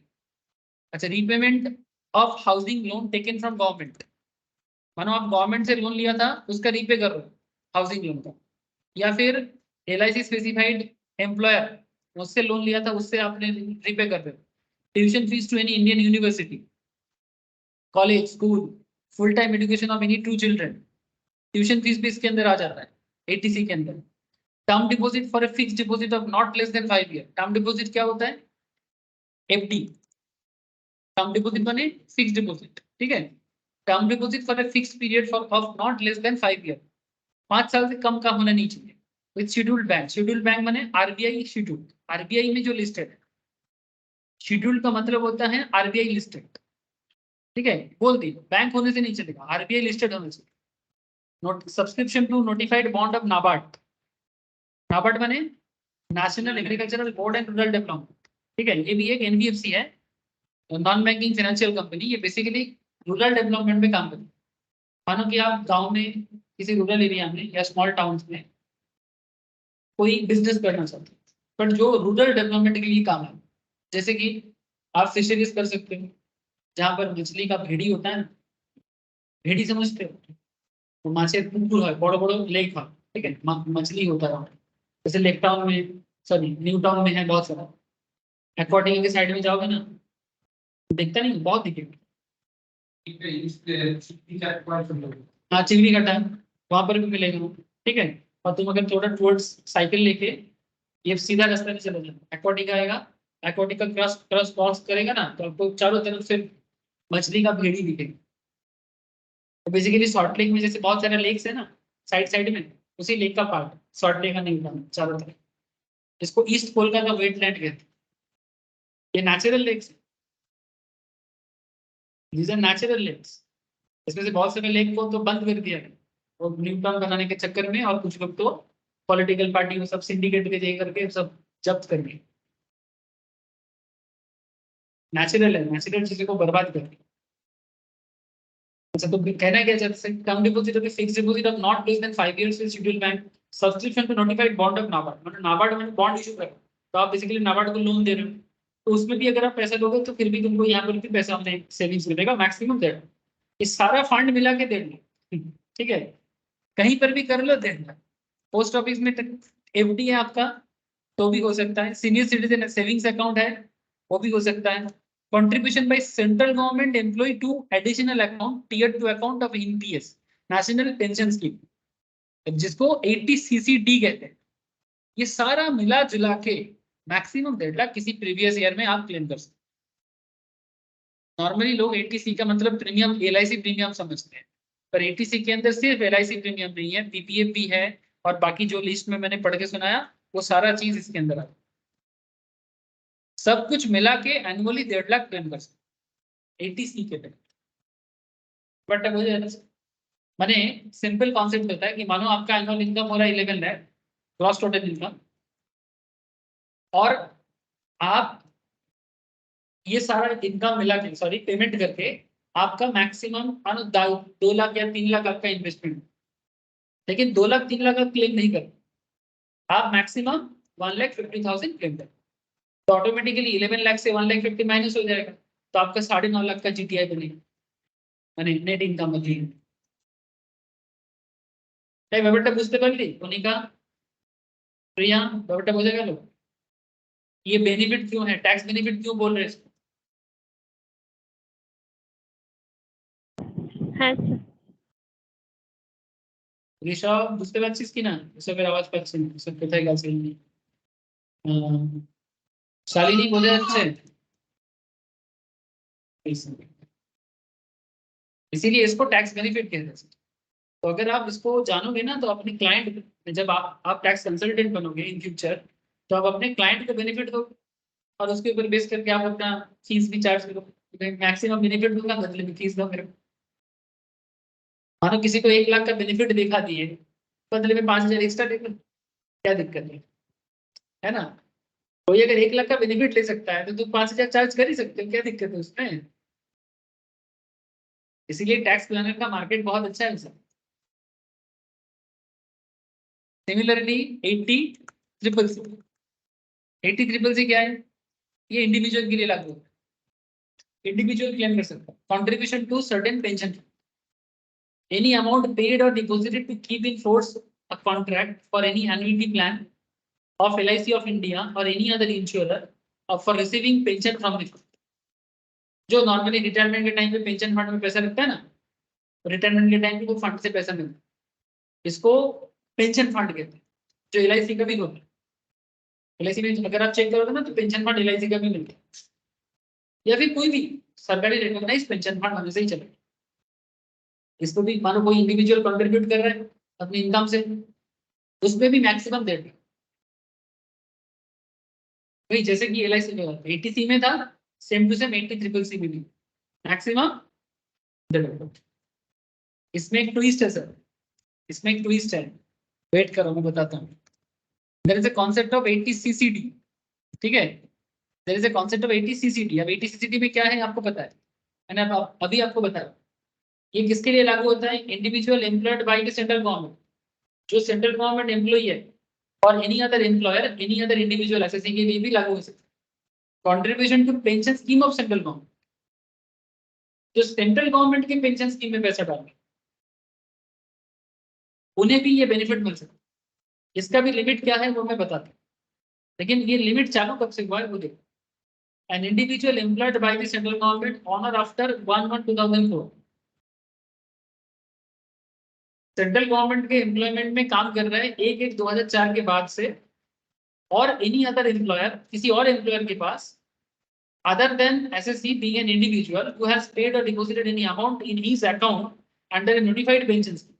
यानी इससे पहले वाला एक था ना नोटिफाइड पेंशन स्कीम, अगर तुमने नोटिफाइड पेंशन स्कीम में पैसा डाला तो फिर इसका बेनिफिट 80CCD में काउंट नहीं होगा। 80CCD स्कीम में जो था अभी, अगर उसमें था है तो फिर यहाँ पर काउंट नहीं होगा, कोई भी एक, ठीक है। या फिर individual pension account tier 1 account under national pension scheme और अटल पेंशन योजना। अटल माने अटल बिहारी वाजपेयी के नाम में, बोला ना सर, आपको समझना पड़ेगा, आपका एरिया ऑफ सोच बढ़ाना पड़ेगा, क्योंकि ये पूरा पॉलिटिकल खेल है, सरकार का नीति के पार्ट है सर। अटल पेंशन योजना भी अगर आपका है तो वो स्कीम में आ सकता है, अगर इधर है तो इधर नहीं ले पाएगा, इधर है तो उधर नहीं, कोई भी एक स्कीम में बेनिफिट। अच्छा कितना बेनिफिट है सर, एम्प्लॉइज कंट्रीब्यूशन और individual contribution. In case of a salaried individual, deduction of own contribution under section 80CCD subsection 1 is restricted to 10% of his salary। अगर salaried individual है तो उसका जितना सैलरी होगा उसका मैक्सिमम 10% होगा। In any other case, deduction under section 80CCD subsection 1 is restricted to 20% of GTI।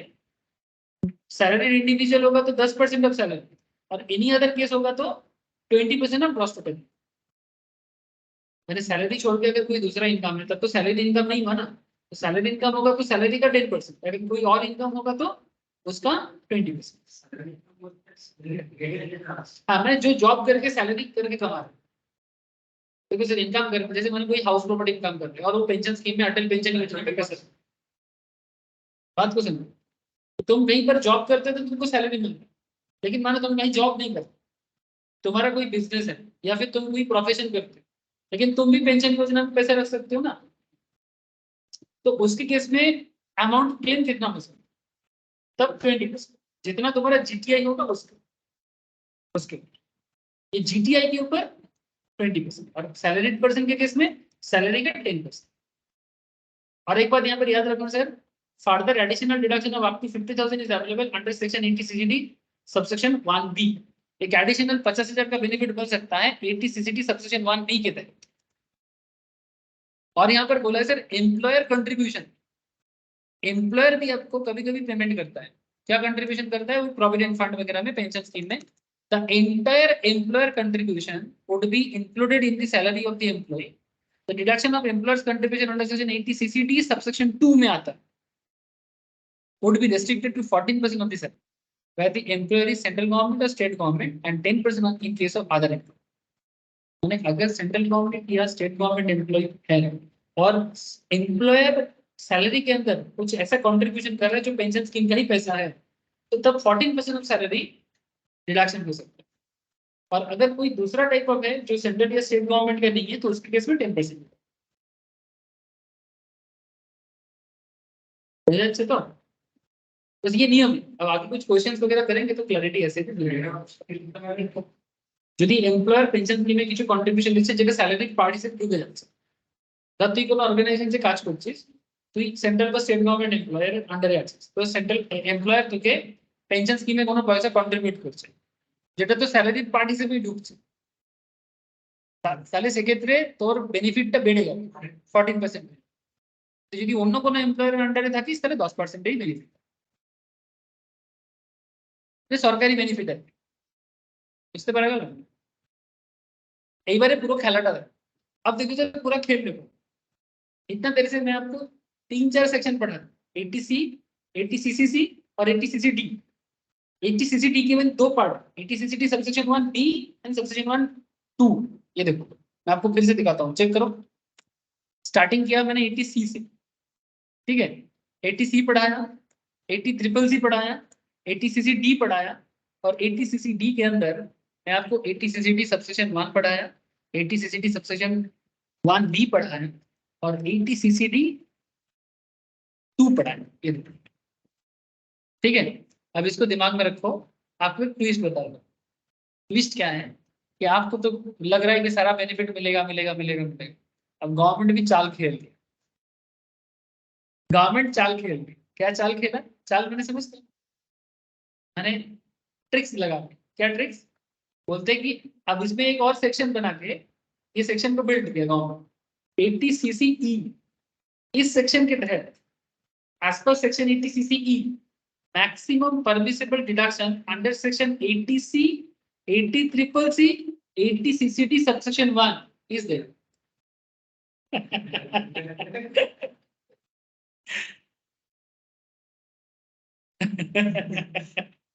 समझ में आ रहा है सबको? गवर्नमेंट भी खेल खेलता है। मैंने वो बोला ना कि चन्ने के झाड़ पे चढ़ा के गिरा दे, ठीक है। चन्ना झाड़ বুঝিস তো? চানা মানে হচ্ছে ছোলা, ছোলা গাছ তো লতানো হয়, তো লতানো গাছে উঠলে কি দাঁড়িয়ে থাকতে পারবি? পড়েই যাবি না। इसलिए हिंदी में कहावत है, बोले चन्ने के झाड़ पे चढ़ा के चन्ने के झाड़ पे मत चढ़। माने क्या? चन्ने के झाड़ पे चढ़ोगे तो गिर गए। सरकार तुमको पहले उठाया, ये बेनिफिट वो बेनिफिट वो बेनिफिट ये बेनिफिट, लास्ट में बोला 80CCE के तहत, बोले भाई 80C, 80CCC, 80CCD सबसेक्शन 1, इसके तहत तुम जो भी बेनिफिट लो मैक्सिमम 1.5 लाख, तीनों मिला, ठीक है। लेकिन सर यहाँ पर एक चीज है, एक बुझते पारली ऋषभ, कनिका, प्रिया, বল।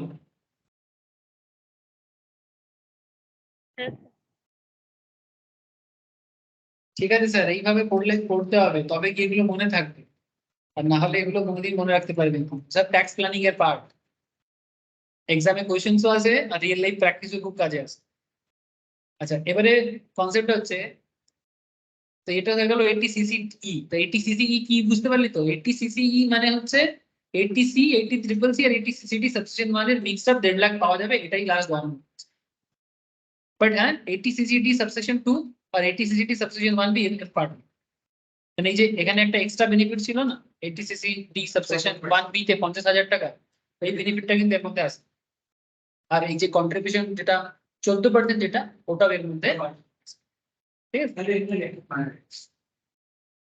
লেখার মানেটা হচ্ছে গভর্নমেন্ট প্রথমে তো অনেকগুলো বেনিফিট দিয়ে দিল আলাদা আলাদা, তারপর গভর্নমেন্ট দেখছে যদি সব জায়গায় দিয়ে 1.5 লাখ করে হয়ে যায়, তাই তুই ধর 80C তে তুই 1.5 লাখ টাকার বেনিফিট নিয়ে নিলি, 80CCC তেও তুই 1.5 লাখ টাকার বেনিফিট নিয়ে নিলি, আর 80CCD তেও বেনিফিট নিলি, তাই 1.5 3 4.5 লাখ টাকা। তোর ধর পুরো इनकम धर 10 लाख টাকা বছরে, पूरा इनकम 10 लाख और तू 4.5 लाख का बेनिफिट लेके जा रहा है, तो तेरा इनकम क्या बचा? तो गवर्नमेंट को टैक्स क्या मिलेगा? ऊपर থেকে আড়াই দিকে চলে যাবে, কেন হবে? হচ্ছে ওই 1.5 লাখ টাকা। মানে बेसिकली धर क्यों क्यों धर, खूब सिंपल। चलो अच्छा क्वेश्चन है सुनील का, कि नॉर्मली कोई बोलेगा कि सर मेरा कोई इंश्योरेंस प्रीमियम नहीं, लेकिन उसका पेंशन स्कीम हो सकता है। तो गवर्नमेंट बोल रही ठीक है आपका इंश्योरेंस प्रीमियम नहीं है, आपका प्रोविडेंट फंड नहीं है, नो इश्यू, आपका पेंशन स्कीम है, तो आप उसके तहत भी बेनिफिट ले सकते। सपोज मैं सेंट्रल गवर्नमेंट एम्प्लॉय, ठीक है, तू नॉर्मल है, तेरा कोई पेंशन स्कीम गवर्नमेंट के थ्रू से नहीं चलती, तेरे को पता भी नहीं है पेंशन स्कीम के बारे में, नॉलेज भी नहीं है, लेकिन तू अपना इंश्योरेंस करता है, ठीक है, तो अपने इंश्योरेंस के तहत 1.5 लाख का बेनिफिट ले सकता है। लेकिन मेरे को पता नहीं है इंश्योरेंस के बारे में, या फिर मैं उतना हेडेक नहीं लेना चाहता, लेकिन मेरा गवर्नमेंट एम्प्लॉय का जो स्कीम है उसी तरह से मेरा पेंशन स्कीम में पैसे जाता है, जो मेरे सैलरी से ही काटते हैं, तो भी मेरे को 1.5 लाख का बेनिफिट मिलेगा। लेकिन उसके लिए सेक्शन को अलग अलग करके देना है, क्योंकि दोनों चीज अलग है ना। पेंशन स्कीम का पैसा अलग चीज है और इंश्योरेंस प्रीमियम या प्रोविडेंट फंड का पैसा अलग चीज है। इसलिए गवर्नमेंट सेक्शन को अलग किया, लेकिन बेनिफिट जब दिया तो कॉम्बो कर दिया, बेनिफिट को कॉम्बो कर दिया। ठीक है सर। आप देख सकते 80D, ये फैमिली के लिए इंडिविजुअल लोग लेते हैं। मेडिकल इंश्योरेंस प्रीमियम हर फैमिली का मोटा मोटी रहता है। कैसे रहता है? Any premium paid otherwise than by way of cash to keep in force of insurance to the health of, किसका हेल्थ के लिए ले रहे हो?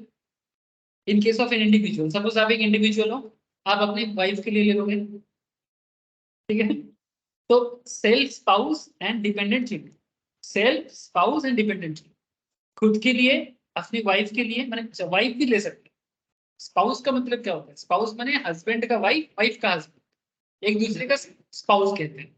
Self spouse and dependent children, self spouse and dependent children, इनके लिए मेडिकल इंश्योरेंस। अच्छा, in case of Hindu अनडिपेंडेंट फैमिली, अच्छा देखो ये दो तरह का फैमिली चलता है ना हमारे देश में।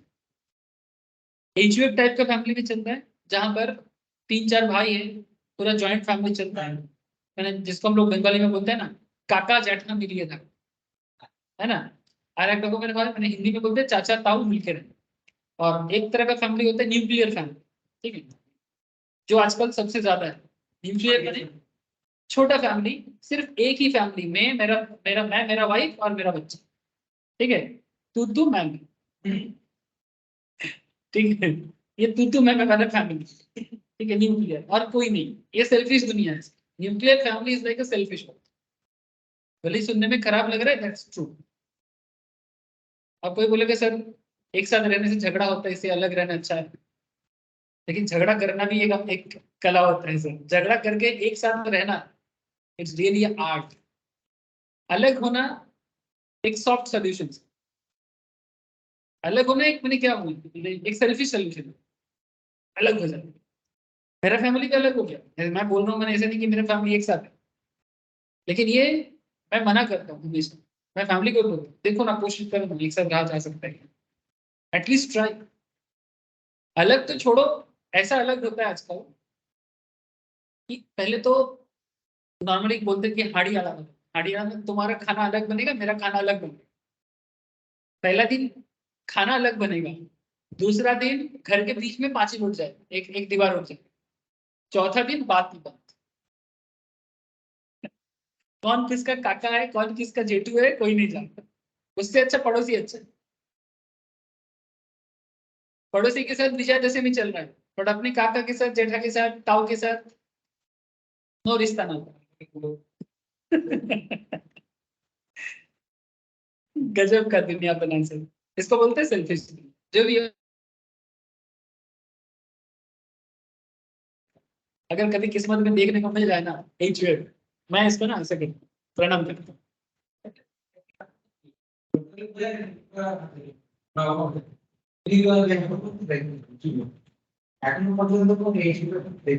কি দেখিস এইচএফ দেখিস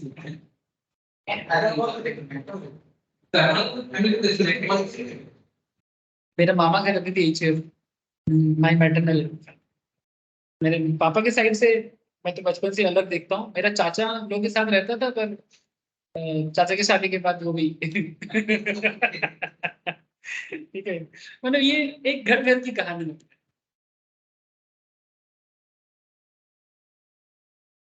जो भी हो, बात समझ में आ रहा है आप लोगों को? तो गवर्नमेंट ने तो दोनों चीजों को देखा है। मैं क्यों ये सब बात कर रहा हूँ, क्योंकि आप लोग रिलेट कर पाओ, ये सिर्फ मेरा कहानी नहीं है, ये हर घर की कहानी है, हर कोई रिलेट कर सकता, थोड़ा सा आंख घुमाओ रिलेट कर। तो क्या बोलते हैं, इन case of individual family, self spouse and dependent children. और अगर आप एचयूएफ हो, अच्छा एचयूएफ में ना सिर्फ मेरा बच्चा बात नहीं होता। एचयूएफ में माने, एचयूएफ का मतलब होता है कि मेरा बीबी भी मेरा फैमिली है, मेरा दादा का बीबी भी मेरा फैमिली है, माने मेरा बौदी या भाभी जो भी बोले, या मेरा दादा, वो भी मेरा उतना ही फैमिली है। मैं अगर उनके लिए भी मेडिकल इंश्योरेंस करूंगा तो गवर्नमेंट उसे भी मान्यता देगी। Try to understand.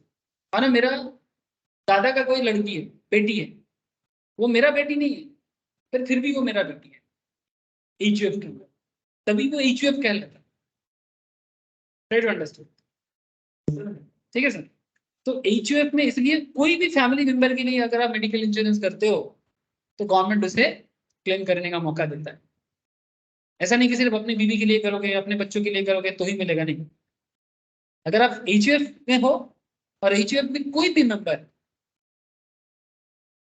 आपका काका, आपका जेठा, आपका ताऊ, आपका चाचा, कोई भी, उसका बेटा, उसका बेटी, उसका बीवी, चले, तो गवर्नमेंट उसे भी आपको मान्यता देगी, क्लेम कर सकते। कितना क्लेम कर पाओगे सर? मैक्सिमम 25 साल। जितना मेडिकल इंश्योरेंस भरोगे उसका 25, अगर ज्यादा भरोगे तो 25, कम भरोगे तो कम। मानो कि आपका इंश्योरेंस प्रीमियम भरा है आपने मेडिकल इंश्योरेंस 20,000, तो क्लेम कितना मिलेगा? 25 की 20? ये मैक्सिमम अमाउंट 25। अगर 50,000 में मिल सकता इन केस द इंडिविजुअल और हीज और हर स्पाउस के सीनियर सिटीजन।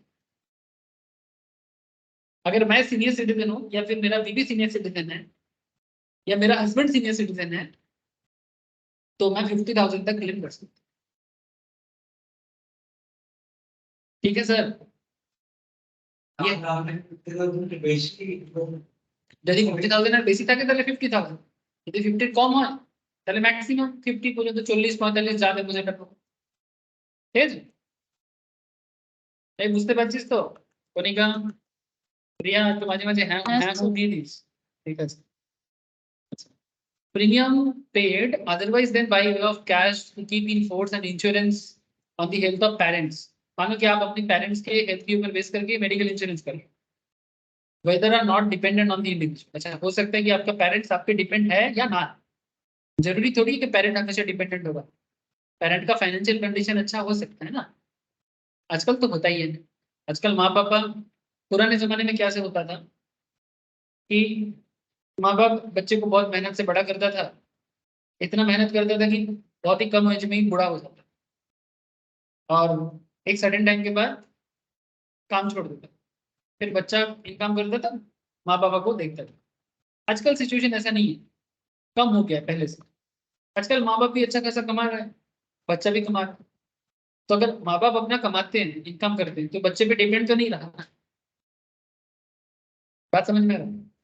लेकिन कभी कभी ऐसा भी हो सकता है कि माँ बाप का एज हो गया, अब बच्चे के ऊपर ही माँ बाप का जिंदगी। हाँ, कोई दिक्कत नहीं है, लेकिन यहाँ पर क्या बोल रहे हैं तुम, पेरेंट्स के ऊपर कर रहे हो।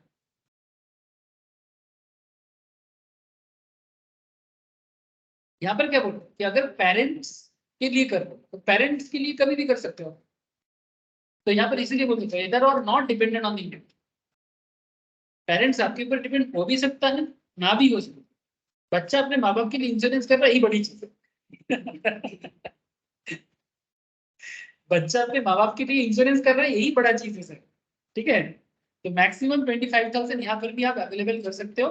50,000 in case either of the both of parents are senior citizen.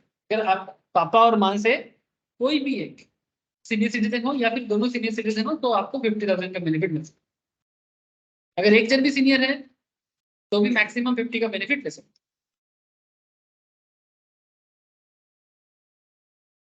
Special बात इसमें याद रखना, any amount paid by other than by way of cash on account of medical expenditure, ध्यान से सुनना, any amount paid otherwise than by way of cash, cash छोड़ के, ठीक है, on account of medical expenditure incurred on the health of the assessee or his family member or his parent who is a senior citizen and no amount has been paid to effect to keep in force an insurance on the health of such person। यानी जो भी आप premium भरोगे cash में ना करो, online transaction या check वगैरह के थ्रू से करो। Amount paid subject to a cap of 50,000 in case one parent is a senior citizen in respect of whom insurance premium is paid and the other is a senior citizen on whom medical expenditure is incurred, the total deduction cannot exceed 50,000। एक के ऊपर आप insurance कर रहे हो, दूसरे के ऊपर आप मेडिकल एक्सपेंडिचर करो, पर मैक्सिमम दोनों मिला के आप 50,000 का ही बेनिफिट। हाँ सर, हाँ सीनियर सिटीजन और payment including cash payment for, यहाँ पर कैश पेमेंट में बेनिफिट कितना मिल सकता है? Cash payment normally preventive payment के लिए, हेल्थ चेकअप के लिए हम लोग जाते हैं ना माँ पापा को लेके, तो payment including cash payment for preventive health checkup of himself, spouse, dependent children and parents, इसके लिए हम कैश पेमेंट कर सकते हैं। Amount paid subject to a cap of 5,000, annually 5,000 का बेनिफिट मिल सकता है कैश में। अगर 5 के ज्यादा पेमेंट करोगे तो उसका बेनिफिट क्लेम नहीं कर सकते, subject to overall individual limits of 25,000 as the case में। और ये जो 5,000 है ना, ये उस लिमिट के अंदर ही है। वो 25,000 का जो लिमिट था ना इंश्योरेंस का, उस लिमिट के अंदर 5,000, यानी तुम कैश में 5,000 तक का अगर खर्चा कर रहे हो और क्लेम कर रहे हो तो मिलेगा, लेकिन 5 से ज्यादा का कैश में खर्चा कर रहे हो और क्लेम कर रहे हो तो नहीं मिलेगा। ব্যাপারটা বুঝতে পারলি তো? মানে ক্যাশে খরচা করলে মুশকিলটা হচ্ছে এটা কি, ক্যাশে তো মানুষ অনেক কিছুই খরচা দেখাতে পারে, প্রমাণ কি করে দিবে? দেখাচ্ছে কি আমি হেল্थ, যেমন ধর रिसेंटली वेस्ट बंगाल में क्या हुआ है, रिसेंटली हमारा एक बड़ा सा नेता को पकड़ा गया, ज्योतिप्रिय मल्लिक, है ना? खबर चारों तरफ फैला हुआ है, मेरे को बोलने में क्या प्रॉब्लम, रिसेंट हुआ। अब ज्योतिप्रिय मल्लिक जो फूड मिनिस्टर, ठीक है, खाद्य मंत्री, ये जो सेंट्रल गवर्नमेंट से जो राशन मिलता है, वो राशन का डिस्ट्रीब्यूशन में चोरी चमारी का क्लेम है। उसका बेटी जो है, उसका नाम है बालू, ठीक है, ज्योतिप्रिय मल्लिक का निक नेम है बालू। तो उसका बेटी स्कूल टीचर, ठीक है, स्कूल टीचर कितना सैलरी पाता है सर? 30, 35, 40, 45। तो रिसेंट जॉब लगा है, ऐसा कुछ बात है। तो किसी एक पर्टिकुलर ईयर में, मोस्ट प्रोबेबली लास्ट ईयर, उसका एनुअल सैलरी था 2,50,000। तो अगर तुम सैलरी कमाते हो तो तुम्हारे अकाउंट में मैक्सिमम कितना शो होना चाहिए?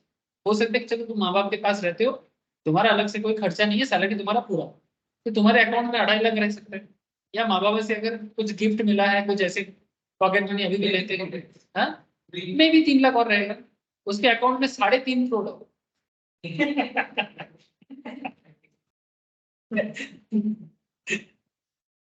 3.5 करोड़ उसके अकाउंट में, आईडीबीआई अकाउंट में और पीएनबी के अकाउंट। हाँ, अरे एनुअल क्या, अगर तुम 10 साल में भी 3.5 करोड़ कहाँ से आ रहे? अगर 10 साल लेके भी किए हो तो 3.5 करोड़ कैसे कमा सकते हैं? कि स्कूल टीचर, एक स्कूल टीचर 2.5 लाख इनकम करके 3.5 करोड़ का बैलेंस कैसे बना सकते? फिर उसका बेटी जवाब दे रहा है ईडी को, कहते हैं ट्यूशन पढ़ा के तुम।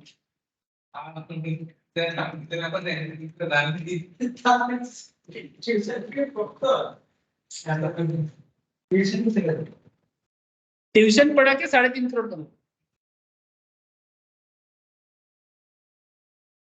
समझ रहे हो सर? मैंने ये, मेरे को समझ में नहीं आता कि पब्लिक क्या देख रहा है।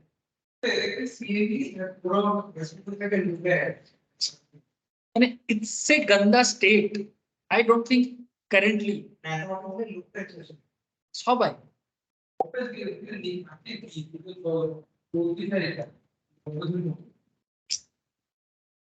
কিছু বলা, ठीक है, 3.5 करोड़ अकाउंट में है, बोले ट्यूशन पढ़ा के क्या? गजब का जवाब है। 3.5 करोड़ तो खान सर नहीं कमा सकता है अभी तक, इतना पॉपुलर ट्यूशन टीचर है खान सर। और फिर भी तो खान सर का फीस लो है।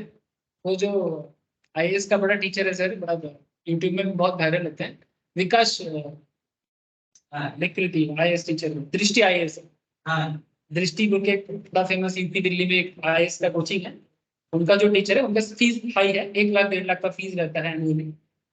उनका इनकम में भी 3 करोड़ हो सकता है, ठीक है, 3-4 करोड़ इनका इनकम होगा। रिसेंटली 12 फेल बोल के एक मूवी आ रहा है, उसमें उस टीचर को दिख रहा है आईएएस कोचिंग, दृष्टि आईएएस। तो मे भी ऐसे टीचर का फीस बिल्कुल हो सकता है, बायजूस का हो सकता है, रविंद्रन बायजू, वो भी ट्यूशन टीचर है, वो कमा सकते हैं 3-3.5 करोड़। बट वो ब्रांड बना है सर, ब्रांड बना के कमा, ठीक है। नॉर्मल कौन सा ट्यूशन टीचर 3.5 करोड़ कमा लेंगे? नहीं, आजकल ट्यूशन का अच्छा मार्केट है। क्या होगा अब तो हर चीज का हिसाब देगा, नहीं तो जेल में रहेगा। जैसे इसका क्या हालत हुआ है बीरभूम में, वो इसका बीरभूम में उसका बेटी और उसको दोनों को जेल में। अब प्रूफ कहाँ से देगा? सब तो इलीगल पैसा, सब इलीगल पैसा। ये कौन सा प्रूफ का पैसा? सब सरकार का सब मारा हुआ पैसा, जितना जो प्रीवियस सिस्टम का जितना भी चीज है ना, उसको इलीगल चीजों में बेचा है। पब्लिक का खाना है सर, हम लोगों का खाना, गरीबों का खाना, जिनको फ्री में राशन मिलना चाहिए उनका पैसा, उनका चीज। उस राशन को राइस मिल वाले को बेचा है, फिर बेच के वहां से पैसा लेता, फिर वो पैसा बीवी को, उसके बीवी के अकाउंट में 2 साल 3 साल पहले 45,000 रुपया था। 3 साल पहले 45,000 अमाउंट, अभी उसके बीवी के अकाउंट में 6 करोड़ है। 45,000 का बैलेंस 6 करोड़ कहां से आ सकता? 2 साल में क्या कर लिया तुम्हारे बीवी ने, बताओ। एक्चुअली लोगों को ना लग रहा था ना कि वो बोलते हैं ना, कोई मेरा बाल भी बांका नहीं कर सकता। इनको लग रहा था कि इन लोग कोई कुछ कर ही नहीं सकता। ये लोग, हाँ, ये लोग यही सोचा था कि जब तक राज चलेगा तब तक, जैसे बिहार में लालू को राज में ऐसे ही लोगों को लगा था, और लालू को देखो जेल में सड़ रहा है। ठीक है, लालू को किस केस में घुसाया था? चारा घोटाला। तो गाय भैंस का खाना आता है ना बिहार साइड में, बहुत चलता है उधर, चारा, उसमें भी सरकारी सब्सिडी रहता है, वो वाला चीज में घोटाला किया। जैसे ये पब्लिक के खाने पे घोटाला किया, वो गाय भैंस के खाने पे घोटाला। अभी लालू तो जेल में, बिहार में कितना दिन सीएम रहा होगा वो? हाँ, अरे इसीलिए तो सरकार क्या करता है, जो भी पॉलिटिक्स में आता है, पब्लिक के खाने को लेके बिजनेस करता है। अच्छा, आप मुझे एक चीज बताओ, ये जो कुछ दिन पहले गवर्नमेंट ने एक बिल लाया था, कृषि बिल बोलते हैं उसको, ठीक है, फार्मर्स बिल, कृषि बिल। कृषि बिल में गवर्नमेंट फार्मिंग को इंडिपेंडेंट करना चाहती है, कि फार्मर्स को इंडिपेंडेंट कर दो, ये गवर्नमेंट सब्सिडी का ये सब चीज से बाहर कर दो। लेकिन ये पॉलिटिकल, लोकल पॉलिटिक्स जितना मतलब स्टेट गवर्नमेंट है, ये लोग मुश्किल किया, सबसे ज्यादा हरियाणा पंजाब ने किया। ठीक है, इतना दंगा किया कि अल्टीमेटली गवर्नमेंट को रिपील करना पड़ा और उसको वापस लेना पड़ा। बिल पास ही, मतलब बिल पास हो गया था, एक्ट पास हमने नहीं किया। गवर्नमेंट बोल रही थी भाई किसान को बिजनेसमैन बनने दो, फ्रीली काम करने दो। लोगों का कहना है कि नहीं नहीं, ये सब करने से किसान गरीब हो जाएगा। अरे किसान गरीब कभी नहीं हो सकता, लोग को खाने को लाना पड़ा है।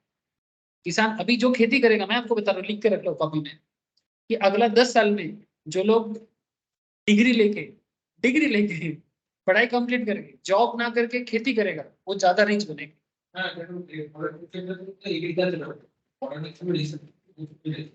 लिख के रख लो, जो एग्रीकल्चर करेगा वो रिच बनेगा, करोड़पति बनना है तो एग्रीकल्चर। लिख के रख लो, सर ने बोला है। जमीन नहीं है, रेंट पे ले लो, खुद का जमीन। ठीक है, वो तो होगा ही।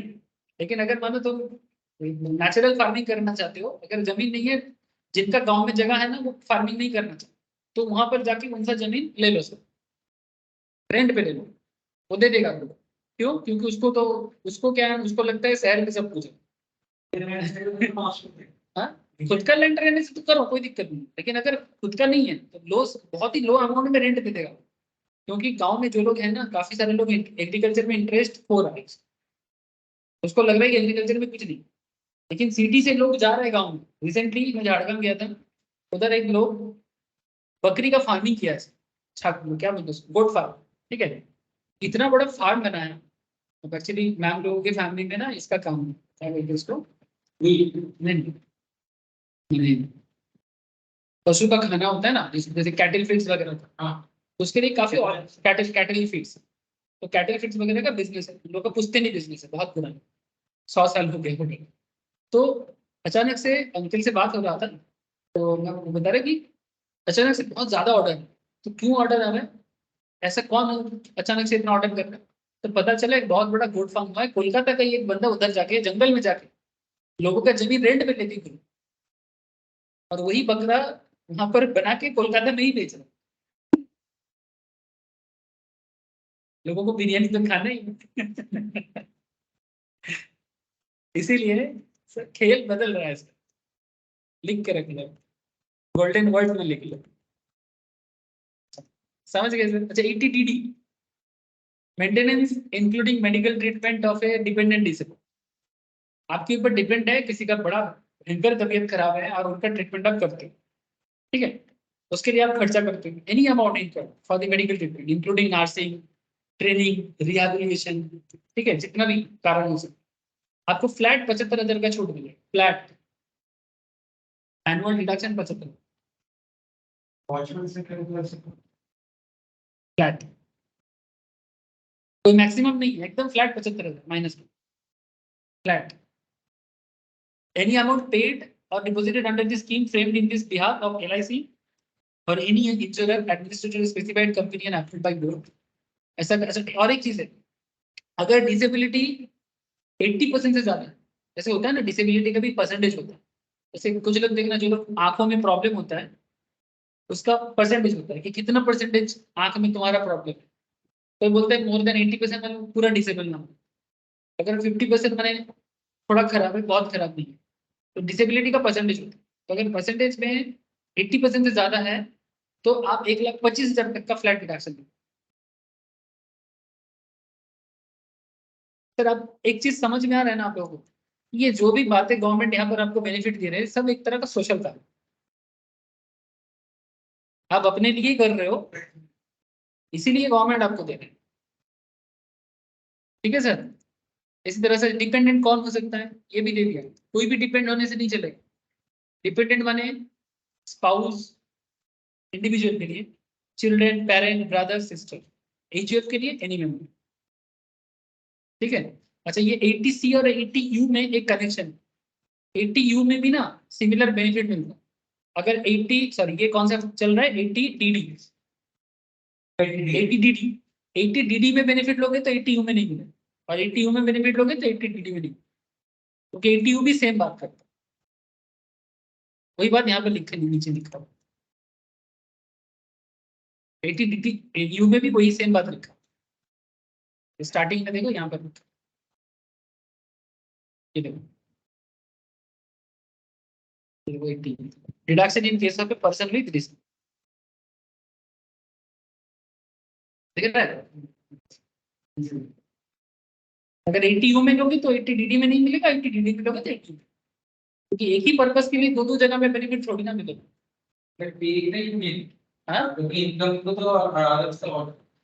हाँ पेमेंट है, पेमेंट सब থেকে বেশি, ইনকামের জায়গাগুলো কম, পেমেন্টই সব থেকে বেশি। আমি কোথায় কোথায় খরচা করছি, कहाँ कहाँ मेरा खर्चा हो रहा है, जो खर्चा गवर्नमेंट को लगेगा कि ये एकदम सोशल बेनिफिट के लिए है, यानी एक्चुअली करना चाहिए लोगों को, ठीक है, तो गवर्नमेंट उसके लिए गवर्नमेंट पब्लिक को बेनिफिट दे, बिल्कुल दे। ठीक है, यही है टैक्स प्लानिंग का। ठीक है, इसमें और भी चीजें हैं, थोड़ा सा और पढ़ना पड़ेगा। कौन सा कहाँ तक पढ़े सर, 80DD, DD तक, 80DD बी में भी आप देख सकते हो, रेसिडेंट के लिए, इंडिविजुअल के लिए और एचयूएफ के deduction for medical treatment of specified disease और एलिमेंट। स्पेसिफाइड डिजीज गवर्नमेंट ने मेंशन कर दिया कि इस डिजीज के लिए हम आपको डिडक्शन देंगे, जैसे कोरोना केस में दिया था।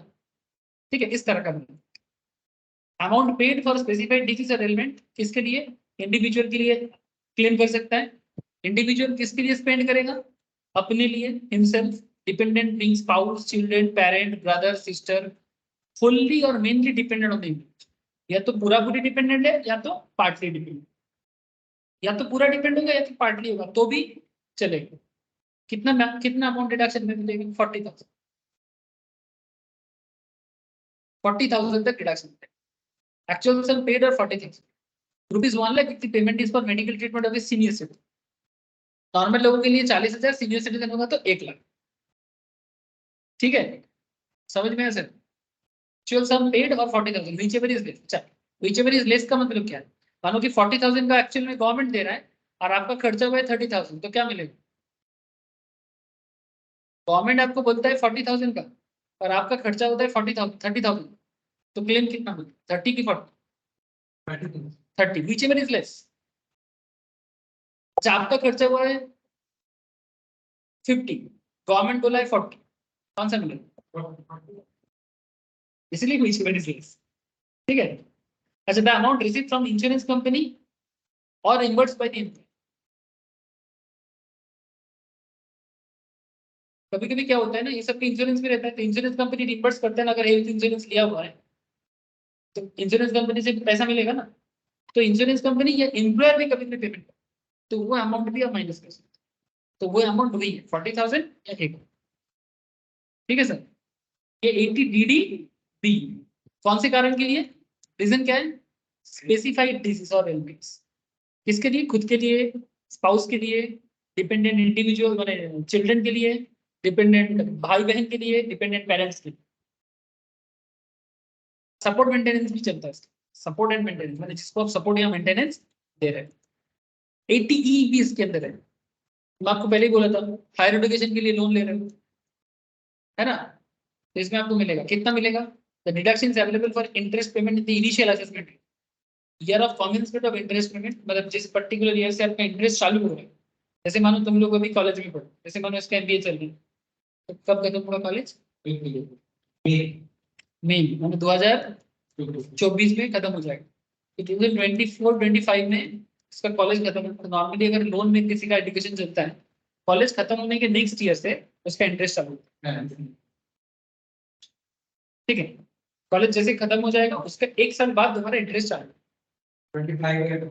हाँ, इसको इनिशियल असेसमेंट ईयर। हाँ 25 का मतलब 25 के अप्रैल के बाद से मे भी एक टाइम ड्यूरेशन होता है। कॉलेज खत्म हो गया, 1 साल का टाइम दिया जाएगा कि जॉब ढूंढ लो। ठीक है, अब उसके बाद से तुम्हारा इंटरेस्ट पेमेंट चालू करो। जिसका भी लोन चलता है ना एजुकेशन के लिए, पूछना उनको तो बता देगा। हाँ सर्टिफिकेट रखते नहीं, सर्टिफिकेट सिर्फ उसके ऊपर मिलता है जिसका सर्टिफिकेट का वैल्यूएशन। ठीक है, हर कोई सर्टिफिकेट, जैसे सीएमए का या सीएस का सर्टिफिकेट होगा तो लोग देते हैं, डॉक्टर सर्टिफिकेट ले लेंगे, क्योंकि ये सब का डिग्री का वैल्यूएशन बहुत है।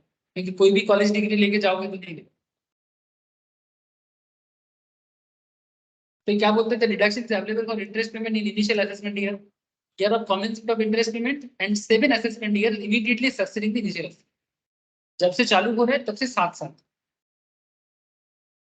इमीडिएटली सक्सीडिंग द असेसमेंट, जिस साल से चालू 2025 और उसके बाद और 7 साल ये डिडक्शन आप ले सकते हैं until the interest is paid in full by the assessee whichever is higher। अगर इंटरेस्ट पूरा पेमेंट हो गया या फिर 7 साल जो पहले है तब तक चलेगा।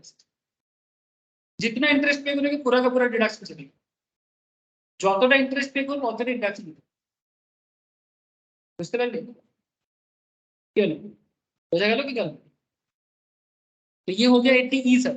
ठीक है, 80EE, 80EE अगर आप घर खरीदते हो और उसका लोन चलता है, deduction for interest on loan borrowed from in financial institutions, bank या हाउसिंग फाइनेंस कंपनी जैसे कि एचडीएफसी या कोई बैंक भी हो सकता है, इसको एचडीएफसी कहते हैं, housing finance company. Housing finance company जैसे एचडीएफसी तो रिसेंटली मार्च कर गया, लेकिन एचडीएफसी बैंक एक अलग था और एचडीएफसी अलग था।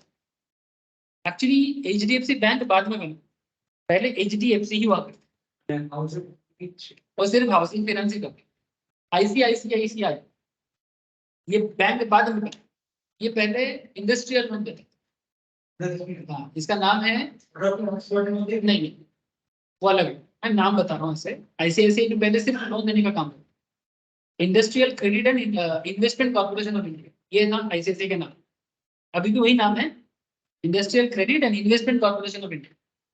इसी नाम से आईसीआईसीआई स्टार्ट हुआ, लेकिन बाद में उसको बैंक का भी license, IDBI, industrial development bank of India, सिर्फ पहले इंडस्ट्री को लोन के लिए बना, फिर बाद में बैंकिंग चैनल बन गया तो आईडीबीआई भी बैंक। एक्सिस पहले यूटीआई का part, unit trust of India, जो एक mutual fund organisation government, UTI का एक पार्ट को अलग करके एक्सिस बैंक को डेवलप किया। सब तो कहानी है सर। हाँ ठीक है, तो इस तरह से तो यहाँ पर बोला जा रहा है कि जो भी हाउसिंग फाइनेंस कंपनी है उसके थ्रू से अगर आपको लोन मिले तो यहाँ पर भी लिमिट दिया है। डिडक्शन कितना मिलेगा? 50,000 रुपये allowed in respect of interest on loan taken from financial institute. Condition कुछ दिया है, लोन सैंक्शन होना चाहिए प्रीवियस ईयर 16-17 के टाइम। ठीक है, लोन सैंक्शन 35 लाख से कम होना चाहिए, घर का वैल्यू 50 लाख से कम होना चाहिए, लेस देन इक्वल्स टू। ठीक है, तब जाके ये बेनिफिट आपको मिलेगा 50,000। वैसे से should not own any residential house. जिस दिन लोन आपको मिल रहा है ना 16-17 में, उस टाइम पे आपके पास तो कोई दूसरा घर नहीं पहुंचा। मैंने बेसिकली ये बेनिफिट उसके लिए है जो फर्स्ट टाइम हाउस बायर है।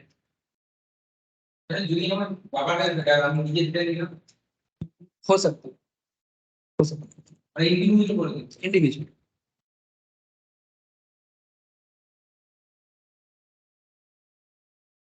सिमिलरली 80EE भी है, ठीक है। 80EE और 80EE में थोड़ा फर्क है, दो बेनिफिट एक साथ नहीं मिलता।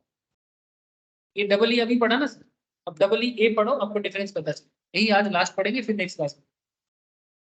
Deduction with respect of interest payable on loan taken from financial institutions, bank और एचएफसी। एचएफसी माने housing finance company, for acquisition of residential house property.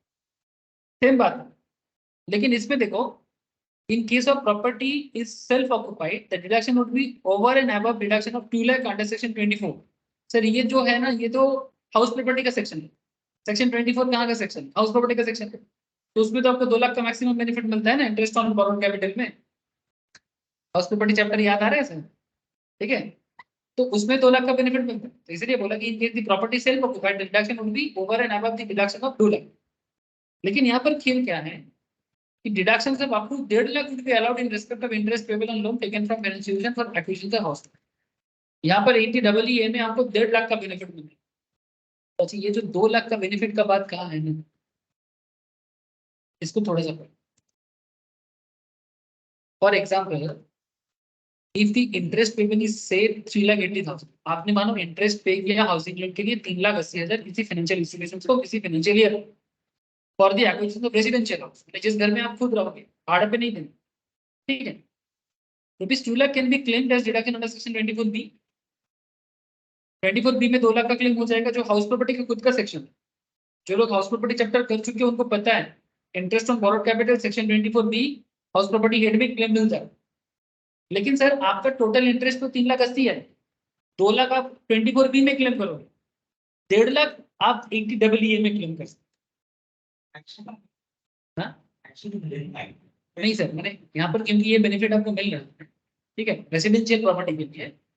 अगर कंडीशन मैच कर जाए तो ऐसे तो हाउस प्रॉपर्टी हेड के अंदर आपको 2 लाख का बेनिफिट मिलता ही है मैक्सिमम, वो तो मिलेगा ही।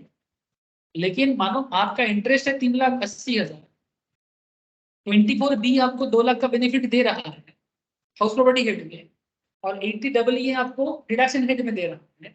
तो आपका इंटरेस्ट है 3,80,000 का, 2 लाख आप हाउस प्रॉपर्टी में एडजस्ट कर लोगे, अभी भी 1.5 लाख एडजस्ट कर पाओगे, क्योंकि तुम्हारा टोटल इंटरेस्ट 3,80,000, 3,80,000 में से अगर 1.5 लाख और भी अवेलेबल है ना, 1,80,000 अवेलेबल है, बट 1,80,000 नहीं कर पाओगे क्योंकि मेरा मैक्सिमम लिमिट इधर 1.5 लाख। बात समझे कि नहीं? तो ये 80EE का बेनिफिट। लेकिन क्वेश्चन ये सर, ये 80EE का बेनिफिट क्या हर कोई ले सकता है? उसी को जाना। Condition, loan should be sanctioned by financial institution during the period 1 अप्रैल 2019 से लेकर 31 मार्च 2022 के बीच। जिसका लोन 1 अप्रैल 2019 से लेकर 31 मार्च 2022 के बीच में हुआ है, उनके लिए है। इसके बाद गवर्नमेंट अभी तक कुछ बोला, ठीक है, ये लिमिट उसी के लिए। स्टैम्प ड्यूटी वैल्यू घर का 45 लाख से कम होना चाहिए। गवर्नमेंट का जो वैल्यूएशन है वो 45 लाख लेस देन इक्वल होना चाहिए। Individual should not own any residential house on the date of sanction of loan, और individual should not be eligible to claim deduction under section 80EE, यानी पहले वाला सेक्शन। हेलो, बात समझे कि नहीं? ये जो अभी जो सेक्शन हम लोग 50,000 का पढ़े ना, ये वाला, अरे ఎక్కువ যেটা পড়লাম এইটা 80EE, এটা ক্লেম করতে পারবে না। এইটা ক্লেম যদি করেছিস তাহলে ওখানে পাবে, ওটা ডাবল এ। ঠিক আছে, বোঝা যাচ্ছে ব্যাপারগুলো? তো এই হচ্ছে ডিডাকশনস কে পড়ার কারণ, মানে এইভাবে ডিডাকশন পড়তে লিখে লিখে পড়বি বাড়িতে, প্র্যাকটিস হবে। হ্যাঁ, সেটাই বলছি।